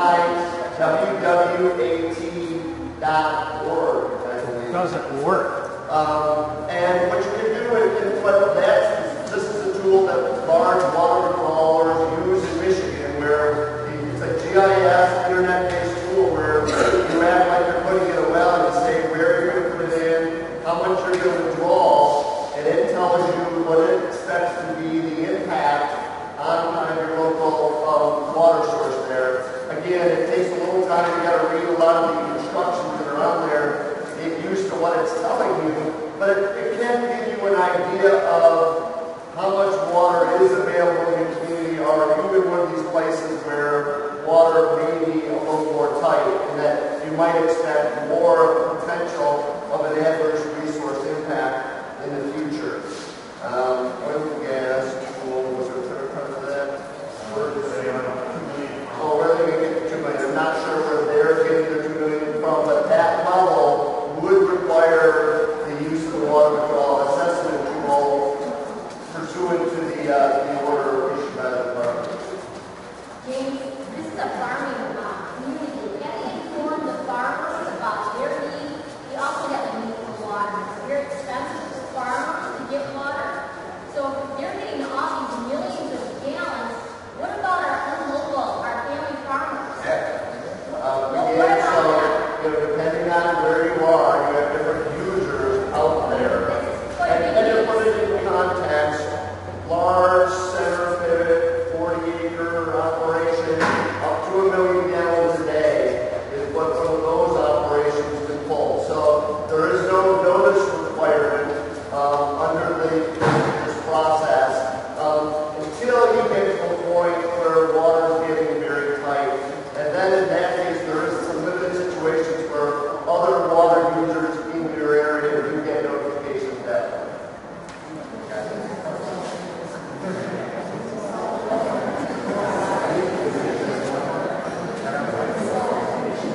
What happens when we go through a permit review dealing with large volume water withdrawals is we don't necessarily have to deny the whole permit. However, we can restrict the water use. And so if they're asking for 22 million gallons of water, we run the water withdrawal assessment tool, and it says they can only withdraw 15 million, then we're not going to let them draw anything over 15 million. We're not going to permit any withdrawal that degrades adverse resource impact. So the permit itself wouldn't be denied, but the levels of withdrawal would be. They asked for where withdraw from here, they're not talking about 20 million gallons of water in Ravenna Township. Originally, they asked in their permit for 2.1 million gallons of water. They have revised that down to 800,000. And where the thing about whether or not it requires the use of the water withdrawal assessment tool, Part 327 says that if it's over 100,000 gallons for 30 consecutive days, then they have to use it. So that standard remains 3 million. So 2.1 is less than that, so it would not be required under law. However, during our permitting process, we do run the tool. We use it as part of our evaluation of whether or not that is a proof application and whether or not that water withdrawal is proof. And we did that, and there wasn't any adverse resource at the 2.1 million.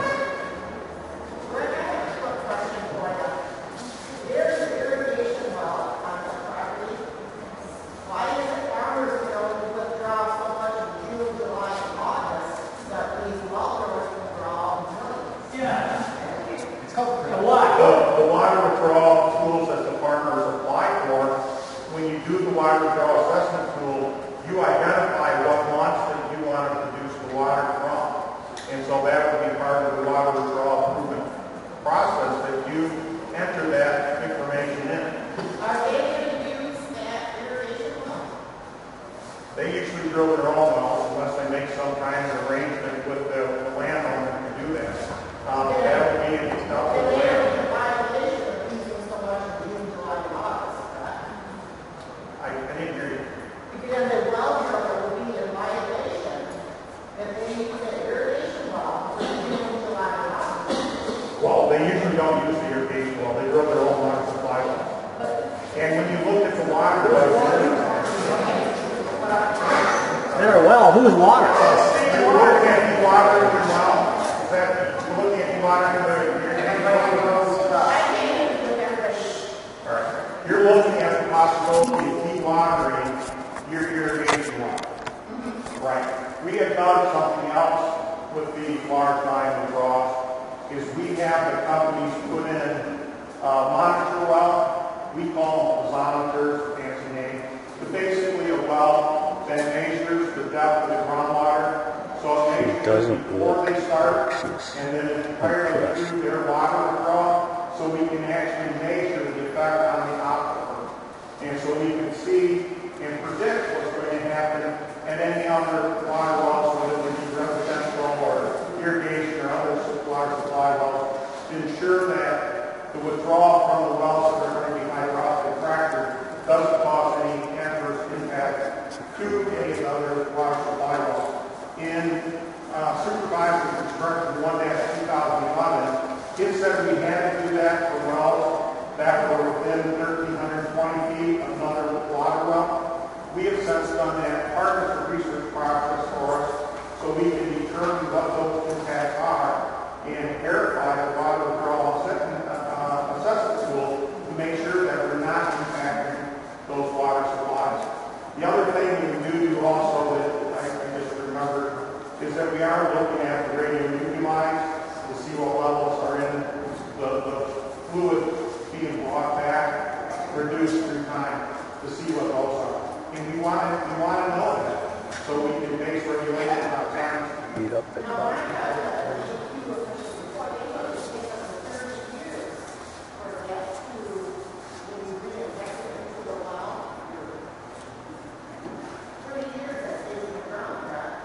It could stay in there for longer than that. It could be permanent. So, you know.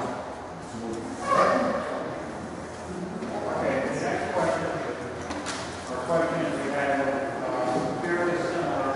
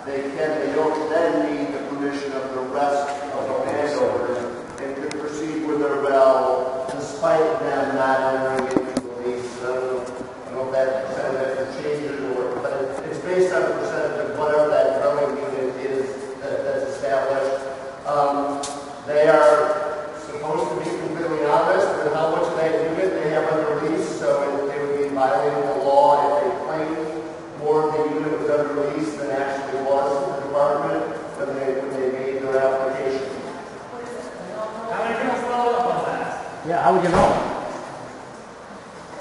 No answer, David. You want me to answer this one? Yeah, he's not going to answer your question, David. It's on Carter. I think you actually just stay standing up. One of the other ones I did, I stood up so long I started leaning on the podium. And then they wondered when it would start class. Intimate domain, again, in the classic sense, like Dave said, is not used for oil and gas drilling. Compulsory pooling, you have to have a majority interest in whatever size unit that they're looking for. And it is done through a evidentiary hearing. And it is a contested hearing held in Lansing in front of the assistant supervisor of wells, who is my boss, and an administrative law judge. Anybody that's involved will be noticed. They will have an opportunity to come and give testimony as part of that hearing. And then after the hearing's over, there will be a decision made and an order rendered. So it isn't just that they can say, okay, we have half of it, we get the rest of it. They have to go and go through a hearing in order to have that decision be made. And there's an awful lot of components that go into that. And the DEQ cannot assist you in your lease negotiation.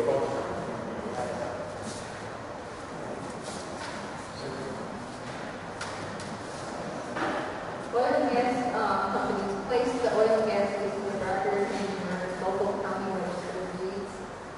We do that to protect ourselves so that other companies know that that person's already leased, and then that company, the other companies cannot sue that person. So it is a record. Sometimes it's not immediate, it may take some time before they get placed with record, but they do get recorded. And like Rick said, we have to notice everybody in that area that we are compulsory pooling, and we provide copies of these.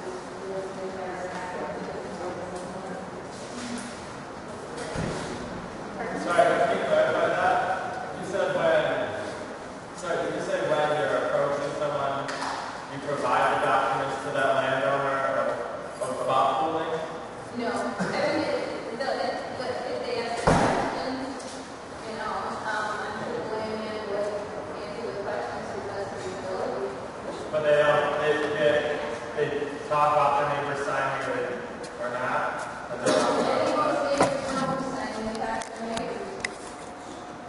But the landowners aren't allowed to say one way or the other? Or that is entirely up to them. I mean, we can't What? What?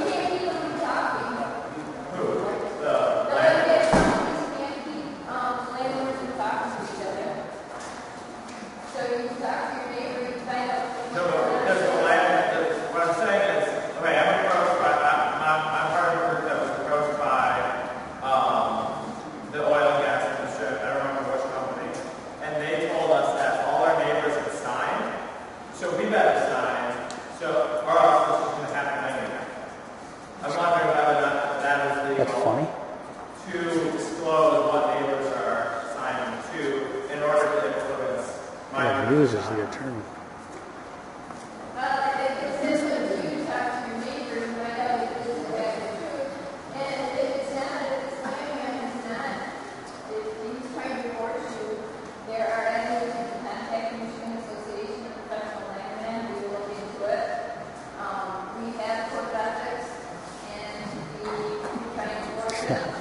Funny, huh? Yeah. Not the same as yours and mine.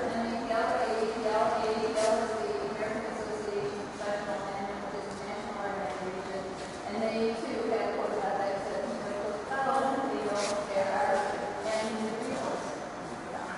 Does Mower provide any lawyer assistance for landowners to negotiate deals? No, they do not.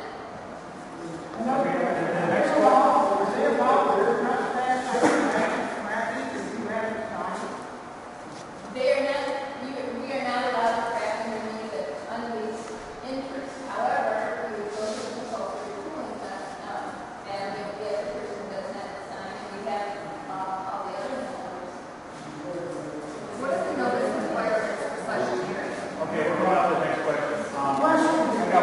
Wait a minute, wait a minute. He didn't answer.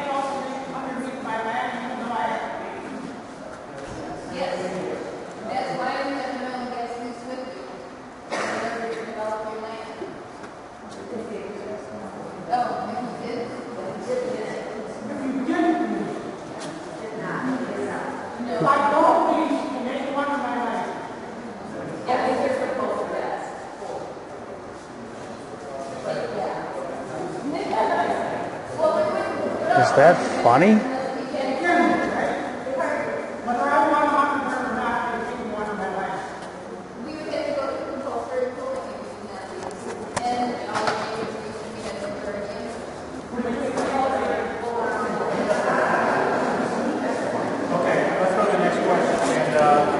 Questions here. They're somewhat similar again. It has to do with basically enforcement.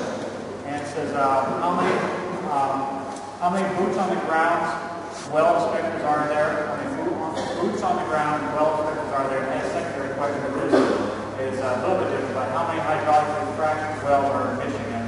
So that's kind of a factual question. And then how many boots on the ground well inspectors are there? The other question by Rose Rose Coleman was how many inspectors? How many times they visit the site and make sure paperwork is being done. Another question on that is who oversees management and pays for the successful tool to keep recurring? Again, who oversees the management and pays for the successful tool you keep recurring to? And then we had a side question, they're not so much important, but how much would it cost to set an early warning system to alert citizens of an accidental hydrogen sulfide deadly release process, I think that's the word, release at the wellhead. Talking about an early warning system to alert citizens of an accidental hydrogen sulfide release at the wellhead. And the other questions basically are how many inspectors are there, how many people on the ground. So first is Rick. He's going to eat the clock up. He can talk. And I'm sorry, I apologize to staff for my life together, get a 5 acres speed Yeah. And we've been able to hire 5 new people, and we're up to about 29 people that do inspections. That does not include supervisors or staff in Lansing. The number of visits that's required depends on the type of well, and I don't know if there's any police officers in here, but when you have a place where you know people speed, you kind of set up your speed traps there. Same thing for us. When we know that there's wells that have problems and they have a hard time maintaining compliance, we tend to focus on them. We tend to go where the risks are.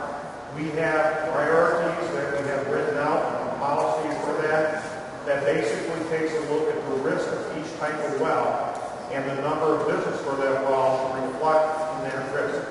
So if you look at a commercial brine disposal well, we consider that the highest risk because that's truck traffic going in and out, is usually getting brine from a number of different sources. So that is 6 times a year. When you look at what we consider the least risky well would be a gas storage well. It only handles gas. They produce gas and goes into these wells into a formation underground where it's stored, and then in the wintertime or high use time, it's withdrawn from that formation. They generally don't have problems historically, so they're visited once every 2 years, although we generally try to visit every well once every year at a minimum. But, you know, it depends on the well, it depends on the compliance history of the well, how often we visit it. How many hydraulic wells are there in Michigan that the 29 inspectors are responsible? Right, and I'm getting to that. That's next on the list. All right. There have been over 12,000 wells that have been hydraulically fractured. The majority of them are in northern Lower Peninsula, going from Manistee over to Helena County and sort of arc. And so that's basically where the wells have been hydraulically fractured are. Most of those are Anthem gas wells, and as gas wells are relatively low risk because they don't have any liquid hydrocarbons. The fluids that are produced from them go via pipeline to central production facilities that have an on-site disposal well. So the handling is less risky because you don't have any truck traffic involved in it. Who manages the water withdrawal assessment tool? That is managed by the Water Resource Division of the DEQ. They're the ones that oversee it. They're the ones that do the site-specific review. We obviously run it quite often. We looked at it when it's inception was. We tested it as much as we were able to on actual hydrogeologic data. And then early warning systems for hydrogen leaks. We have contingency plans at every county. So they have the county emergency preparedness coordinator would handle that aspect of things, along with the fire departments and the police departments and those kind of things. We would be involved in it from a regulatory aspect too, but they would be the ones that would handle the emergency side of things. How many hydrology models do you have? I bind, there's less than one.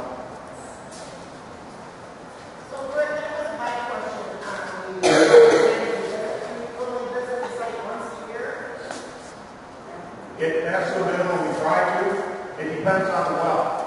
If we have rip well number one that has a leak all the time and the company's not maintaining it, we might get to 300 days a week.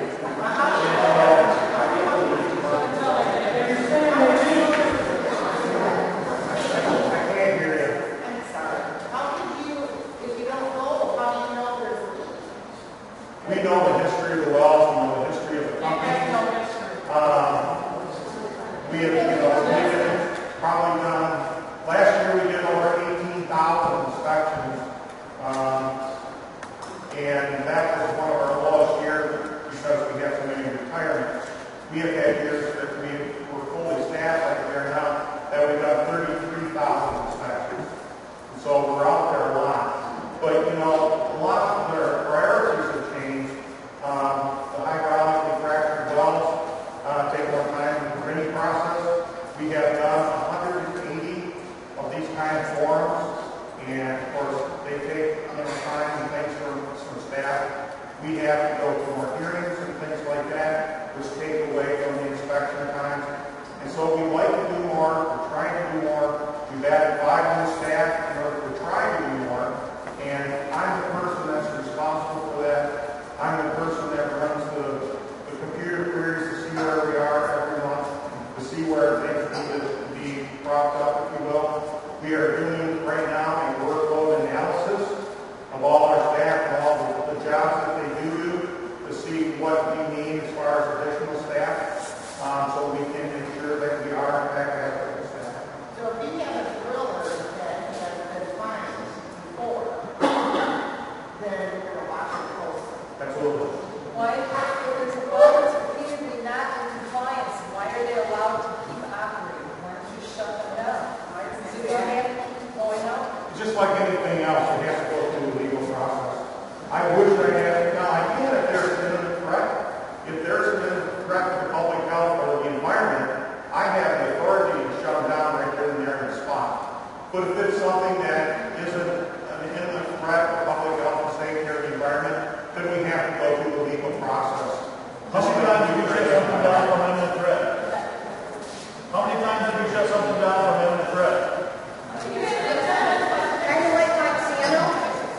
Have you ever shut anything down from imminent threat? Okay, we have a question, and maybe this is something we can answer in March.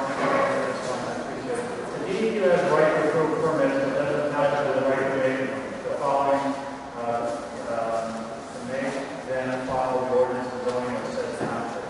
And I wrote that, there's some other question about what can the township do or not do. Would you like to speak that over?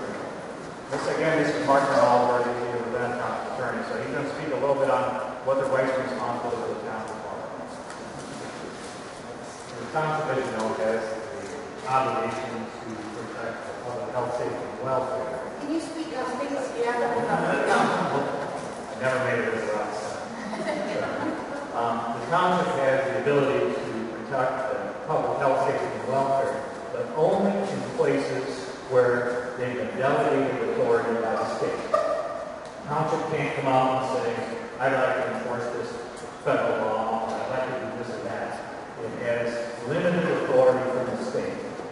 part of my job is to help the township determine where they have the right to do things and where they don't.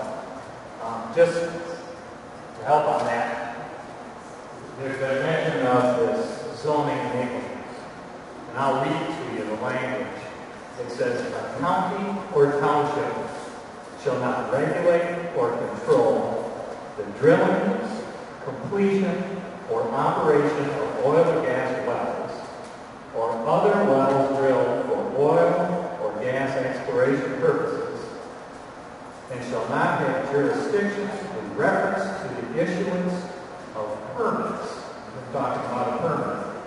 The township does not have jurisdiction with reference to the issuance of permits for the location, drilling, completion, operation, or abandonment of those wells. So the township does not have the jurisdiction to issue permits or to refuse permits for the drilling of the well. That is that man's job and the refuse. And we have no authority as a township to regulate it.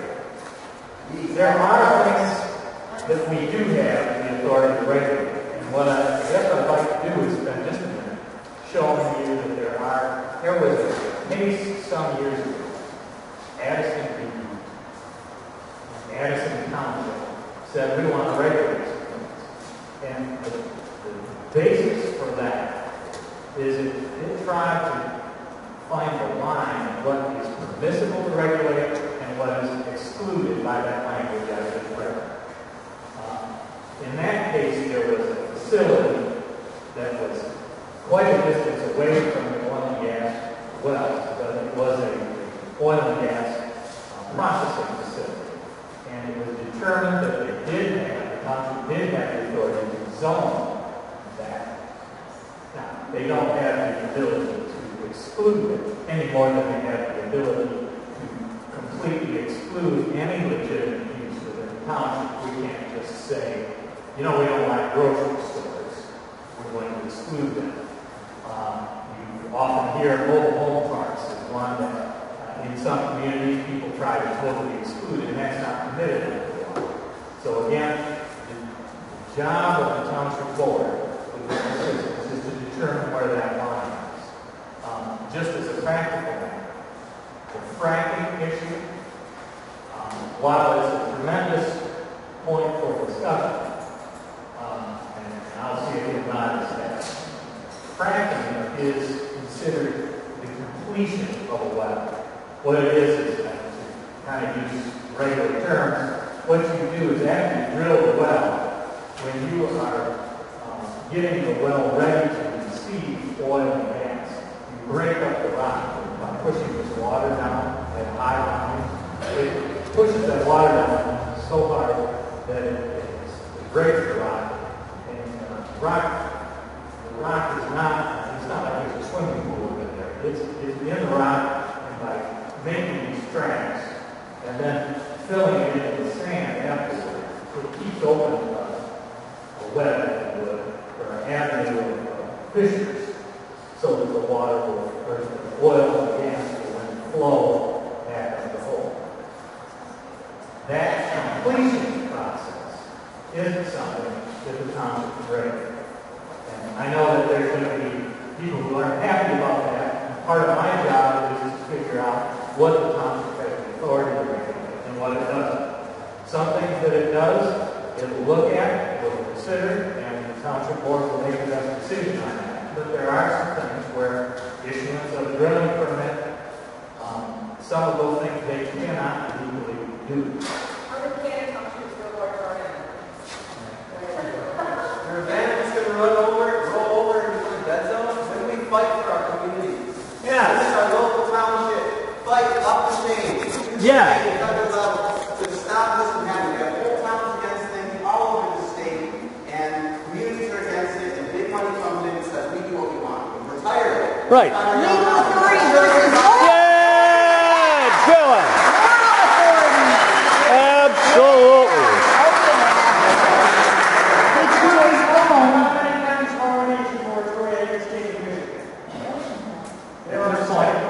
Would you like that? If you had a question, I don't know. At this stage, there are two things.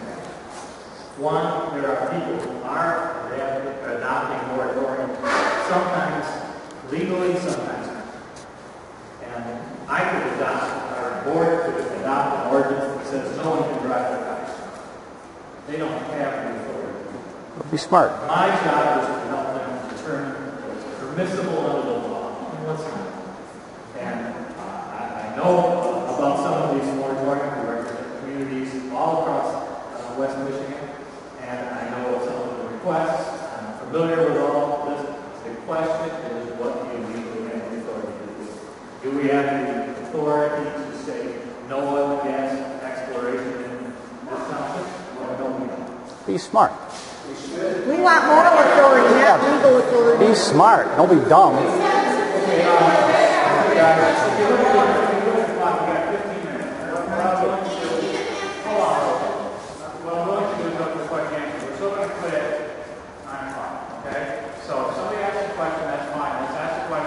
Please allow for an answer, okay? If you don't want to hear the answer, then don't ask the question, okay? If you're over Keep it to the point, then.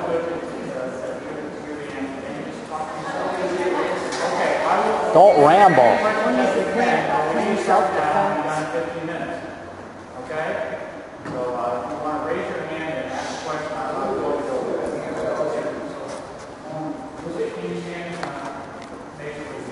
This pertains, I guess, if you ask a specific person, I might go out.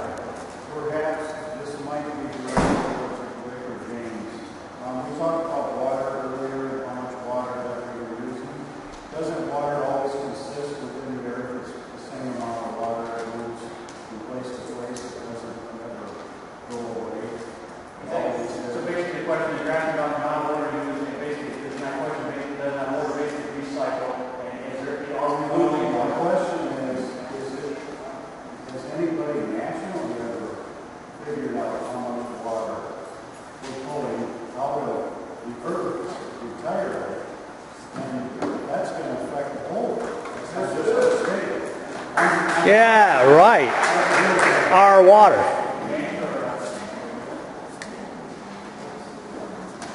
So there has been some attempts to kind of look at this question of cumulative impacts. Because when you put it in the deep well injection, yeah, it's not gone, but you are isolating it from ever kind of contacting us again. It's buried and hopefully buried for a very, very long time because we don't want it coming back up to the surface for the most part. Now, the cumulative impact question is one that the Great Lakes states has really just started to grasp. There is something called the Great Lakes Commission. I think they have a new report on their website regarding the first time ever they've tried to look at a cumulative impact report of water use within the basin. I have not read that. I have not looked at it yet. I am guessing that you're not going to find very much when it comes to oil and gas in that report yet, but under the compact, we are for the first time starting to ask questions about all of our practices out there. What are the cumulative impacts of those practices? I am guessing, and Rick kind of alluded to this earlier, given the percentage of the total volume, I'm guessing there's not going to be much in there yet on impacts. They're really, I think, looking at some of the really big users, hydroelectric, and some of the ones that are using billions of gallons, and whether or not we even see impacts from those.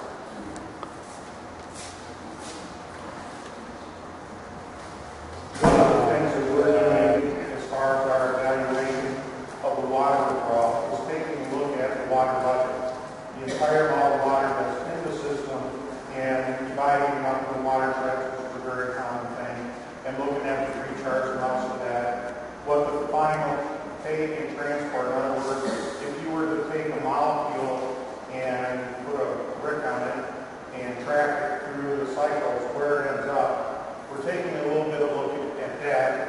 And one of the other things we took a look at is all the water withdrawals that are permitted within the state. And then we took a hypothetical that we took off the internet that some people said we're going to do.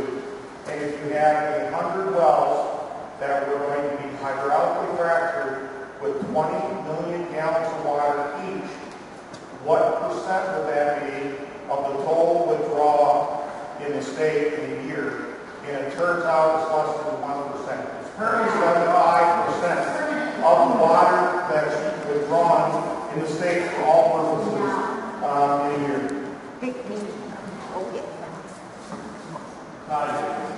Somebody was telling me today that there's already been a permit issued on the 28th of this last month to start this well, and it's got to start within 30 days from the issue of the permit. Swanson. 2 years. Swanson. So it was Pickles. issued on the 28th. We had permit issued the 28th of May for the second one well. We have to start within 30 days, and the answer is no, it's actually 2 years. So, Somebody passed out a document explaining the long title of those other resources, and it goes into the financial capacity of this group. In the township, Yeah, good. bond, amount of any type of damage, is that something that's I think that's the percent resources is the one that has the well, that's going to be in section 1. So the question would be, does the township have any ability to apply a bond for their work? And I think that, Rick, you can answer that? I can answer it, yes. And Mark, He can talk about anything. Mark can have an opportunity to correct me if I'm wrong. The bonding requirements are in Part 615. I don't have any knowledge of the ability for a township to add additional bonding to that. The bonding under Part 615 is based on the depth of the well, or there's a blank bond. And remember early on, after James Davis talked, I said there's something else there that needs legislative approval, and I forgot. Thank you. It's bonding. Under the authority of the supervisor of wells, we cannot increase the bonding, but only the legislature can do that. We do, however, have the ability for companies that aren't compliant, if they want to comply, we can ask them for additional bonding in order to cover some of the things like on-plug wells and things like that. But we can't increase the individual well bond themselves. What about a situation where a company has shady financial resources? Can you the township, or can you say, look, you got to have a little bit more skin in this game, you are having to screw something up.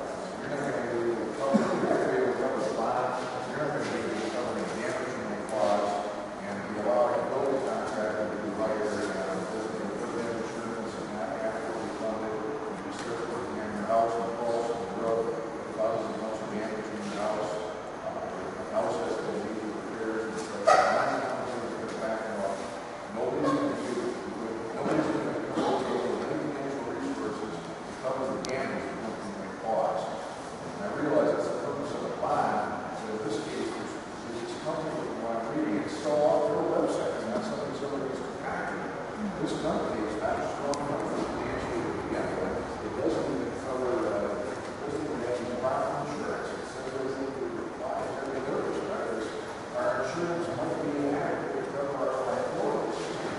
So we have a situation where we have a company that's not even, not financially sound. And the company that we went down with, and we decided that they do something, or look at the picture or then leave us all in and go back to their office in Texas, and they was going back. How do we protect that? How do we bond with all this? Protect this area. The bonding amount, again, is set by Part 615. If they violate the law, and we can enforce a compliance bond, but as long as they're in compliance, then that bond is not set by law. And I don't believe there's any township ability, so, and Mark Jenkins said no, so I don't think there is. Can you shut it down? You personally have the power to shut it down for once and do something that's serious to the environment. Yes. So that's found out here that it's going to be obviously serious physical Right. And legally, I can actually give that authority to Stafford right here on the ground and him do that. And I have shut him up. And under law, we have to notify them by telegram or any other means and have a hearing for 7 days. So that's part of it.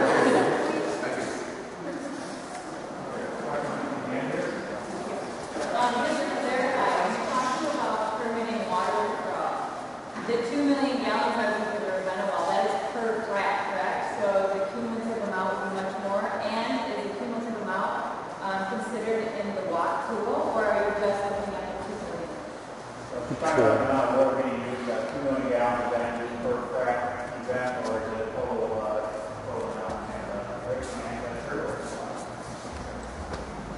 The history for hydraulic fracturing in large scale, they only do it once. Part of the reason they only do it once is the way they actually go in and physically do it. They do it in segments along the horizontal part of the well. They start at the very end, they have a plug at the end, they force the stuff through, that's called a segment. So they do multiple segments. But the total water usage is what we use. So if we add all those segments up, that's how you come up. One of them just recently here is 44,000 gallons of water per segment. We have 10 segments. That's 440,000 gallons of water. So that's 2 million per segment? No. Total would be 2 million. And they recently lowered that to 50,000. They can refract the segments. They can refract the segments later on. We've never had that done. So it's not anything they will do recently or in the near future. I'm not going to say they're never going to do it, but they never have.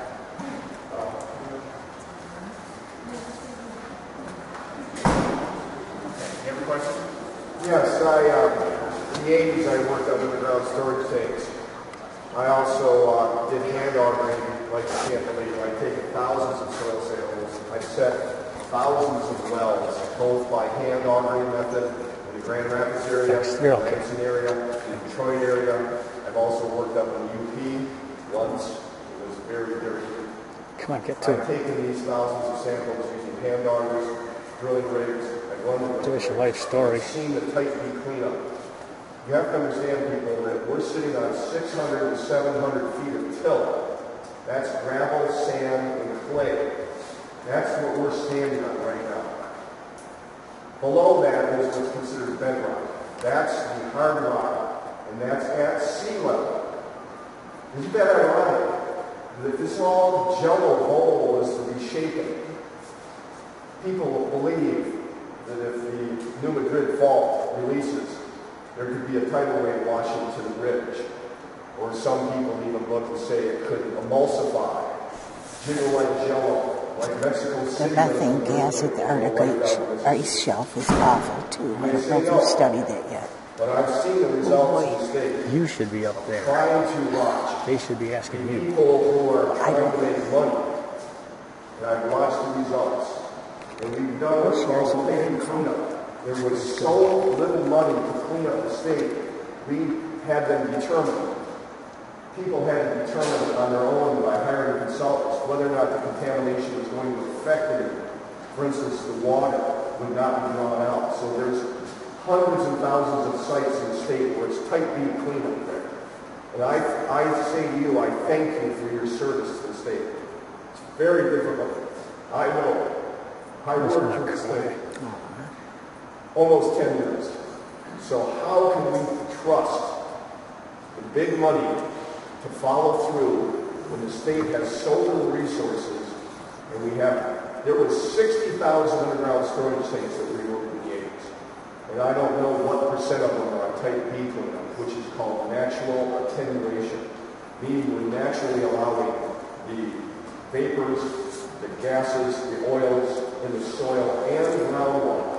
Oil does mix with groundwater. The benzene Rick mentioned, the toluene, the ethylbenzene, the xylene, the B-tex. This guy's good.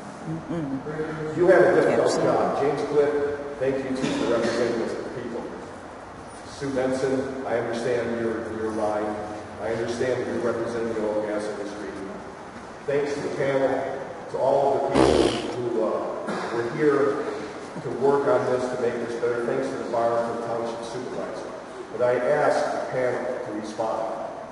With all of the contamination in the ground right now, how can we ask that I'm going to walk out and cross the road to get my mail without looking at traffic?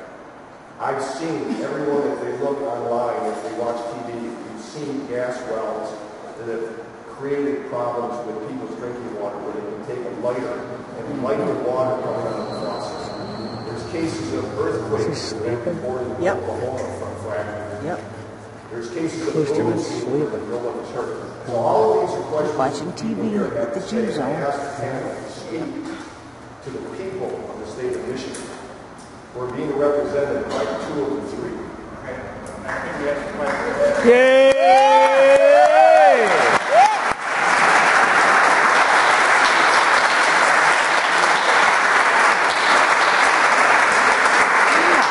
Probably a good question to end this on. So we'll get each one to crack at it, and we'll be at 9 o'clock. So let's go through the panel one more time and give them your attention. Yeah, they only pay you till 9 o'clock, huh? Poison lasts forever. Most of those cases, well, I Yeah, would it's say good. all those cases where they lit the water on fire is Poison don't because stop it. there is Yeah. gas that is up towards the surface and it goes into your water line. It is not because of the drilling. It is Yeah, right. Why don't you take a break? How much they pay you to say that? Yes. Get lost. I wish I brought a carton of eggs. That's too kind. Yeah. Yeah. It's going to have to come to Oh, that. it is going to. Of Vigilantism. course it is. Sold out. Yep. Moral authority, not legal authority. With this body of requirements need to be higher. I just want to kind of thank everyone for being here, but what Rick says is right. Some of these things need to be changed in state law. You got to contact your legislator. Yeah, they're paid off too. Yeah, they're all come on. sold out. Right. In the state. And it's only from that pressure are they going to act and move forward here. Trust anybody to sue. Done some things. It's my opinion we need to go further. And some of those things are going to need to be action by our state legislature.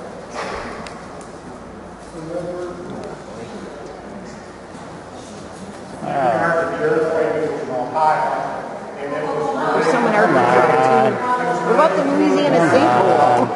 I'm one of the people that was in charge of regulating Yeah, Louisiana sinkhole. I have a bunch of staff people that put out a committee to look at the size and impact that could occur with the hydraulic fracking here in Michigan. One of the things that they were doing there is projecting the wastewater into a hard rock formation that we would call in the geological basement, which is a lot more than we do it, and it didn't really contain fluids. So you're adding the fluids where there was a fault, and when you add the fluids, it's like adding oil, you reduce the friction, and it made that slip a little bit. Couldn't happen here. Like I said earlier, the formations that we dispose Nikola Tesla's rolling in his grave. Yeah, we're all upset about nothing. that is not already there. And so we're not increasing or decreasing Silly us. that may be in any kind of faults down there. We also looked at where the faults are. Michigan is a lot different geologically than it is in Ohio. We really don't have those kind of active faults here in Michigan. So the risk of having a seismic occurrence here is quite low. When you talk about the methane burning in furnaces or in faucets and things like that, we have pictures that from the Manistee of well burning in 1906. There are wells in the Jordan Valley where there's never been oil and gas drilling that actually produce hydrogen sulfide. There are 2 factors that occur. We have published maps that show along the basin, the edges of the basin, where there's naturally occurring methane gas because the rock, the drift that we talked about, the 600 foot that contains sand and gravel, and most of our aquifers sometimes sits right on top of the antrim formation, which produces gas. So the gas percolates out of the antrim formation into the aquifer, and that's where you find. We've got a national event So we coming do up. know where those occur. Do you know The about second source of that, and a lot of you here are It's a farmers. national event. So you know The 99% movement. Dylan's all hung on that. Oh, yeah. good. I gotta come to this meeting. Let's do it. Well, this is going to be in Kalamazoo. We can get you on if you want to go. Because I got a buddy down there, shit that we could, a lot of us could go spend the night Let's do it, there. man. Just find up a lot of stuff. Cool. Good deal. I'll do it. And if that's scrap and you drill it well into that, You know, there's one of our buddies here from Kalamazoo. I could tell Kalamazoo. I've seen him in Chicago at the Layout meeting. He's a career on the other side. They started drilling oil and gas Great. well. They actually have Good. something called gas reactor. You wouldn't think we'd have to do this at our age. Because they're not adding any into it, and they've not reached any of the formations where it naturally would occur. They actually made this amount of gas in there, and sometimes it's pretty significant. And how we do it versus the, you know, you talk about all the contamination cases. When I started 32 years ago, we were fighting legacy issues. We were fighting active spill, lease losses, those kind of things that occur all the time. Through time, we tighten up the regulations with the oil and gas. We don't want to be reactive anymore. We want to be proactive. That's why we instituted Supervisor Structure 1-2011. That's why since 1989 we've required secondary containment under tank batteries and where you're going to drill wells and those kind of things, so you don't have those losses. So you have another layer of protection so that doesn't happen. And on the production facility sites, they also drill monitor wells and do a hydrogeologic investigation. And they keep monitor wells down gradient of any potential source, and they have to send the results up to us yearly. And anytime we want to go out and verify that, we can. So we become proactive in our regulations and how we regulate in order to prevent those legacy issues that you talked about from occurring now. Just puts everybody in a coma. Okay, that concludes our I'm going to try to catch a couple people, but don't wait till meeting here. We will be available for a short time anyway afterwards if you want to ask specific questions. Whether you agree or disagree with them, give them a round of applause. I appreciate that. They've come a long way.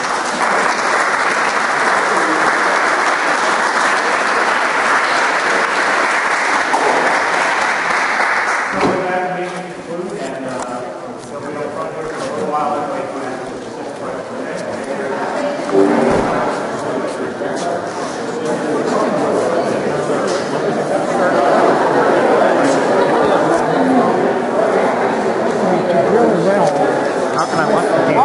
How can the DEQ approve a company to drill a well with this type of a history?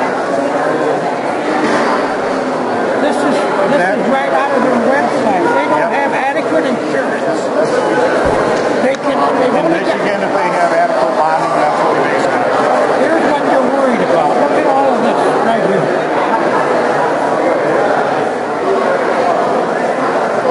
Again, when they came in, we sat down with them. We talked about what our rules and regulations were. We talked about well control things.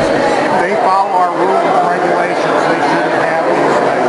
We are first to liability and the damages are not covered by insurance. Policy limits may occur liability at the risk at the time when we do not have liability insurance. So in other words, if they have a spill or anything, they can leave this township holding the bag, right? So they can just walk off. This company only has 183 employees. Yeah, we have 59. Yeah, but this is a company. This is an oil company. Right. But if they're bonded and they follow the regulations that we have to let them do it here. They outsource their drilling. They outsource everything. There's $625 million in debt.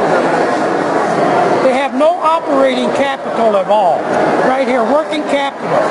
We are working with capital deficits of $21.3 million and $36 million, respectively.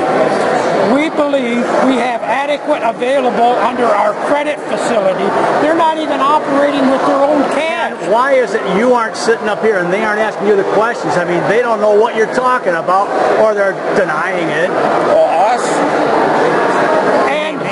How is it that these guys put out all the circulation of petitions, they have a meeting, you guys make the rules and you do all the talking.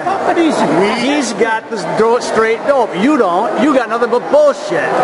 Well, what are they is they've got 183 goes, oh, wow. employees, okay? And they've got a nice big fat pension on it, yeah. Which means 30 years on the take. Nice job, is it Pat. true So that you guys get $29 million a year in leases? It's the DNR. And sometimes it's more than that. Yeah. 1 year was a half 170. isn't that something? Yeah, oh yeah. He's protecting our water. Yeah. They get money from the oil companies to protect it. Looks like he's doing pretty good by it. And that goes by through the state of Michigan. A lot of resting. And for increasing A lot of resting. This right here is easy life, isn't it, man? Just bullshit and rake it in. Hey, man, I bet your grandchildren are proud of you. Look for us on Facebook, man. You'll be there. That's not fair. Were you okay? We okay the permits based on Part 615. And their liability they have for us, the liability that they have for us. He's a good talker, isn't he? It's under the bond. And so that bond amount is the financial liability they have. Depends on the depth of the well. How much is it for this well? You can tell me, right? I think it's $40,000. It's either $25,000 or $40,000. Dollars? You're shitting. And that again, $40,000. It's an awful sad joke, but they got the whole 2 hours to place their rhetoric out here and call it public discourse. You should be ashamed of yourself. I don't know how you're going to live in your skin. Easy. Yeah, easy. Hey, man, have a nice big fat turkey tonight for dinner.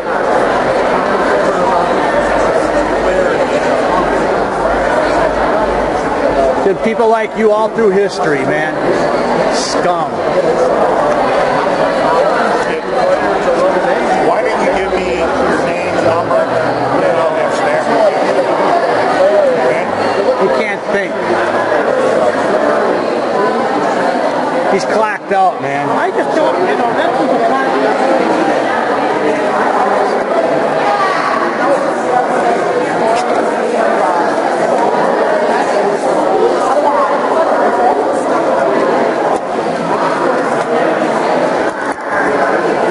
Nice job. Can I give you my petitions?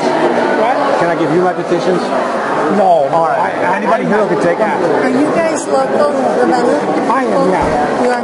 You were at the meeting at CC. Did you go to the meeting? Yeah, you were there. You were there too. I remember Yes. you too. Well, I think that really is the direction, that each municipality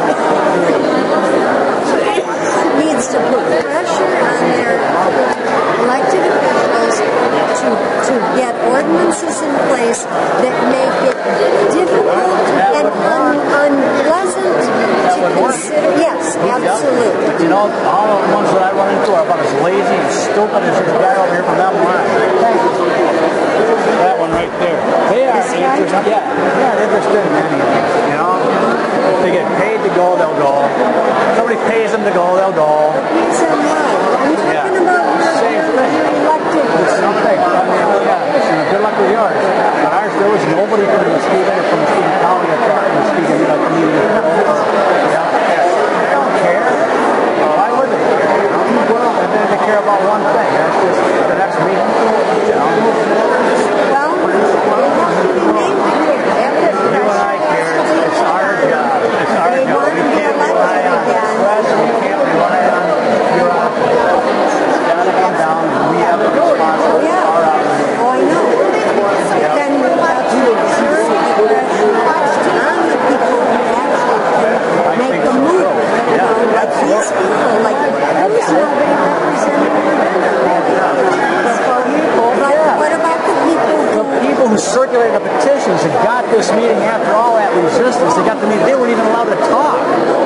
It's not their meeting. It's like these guys all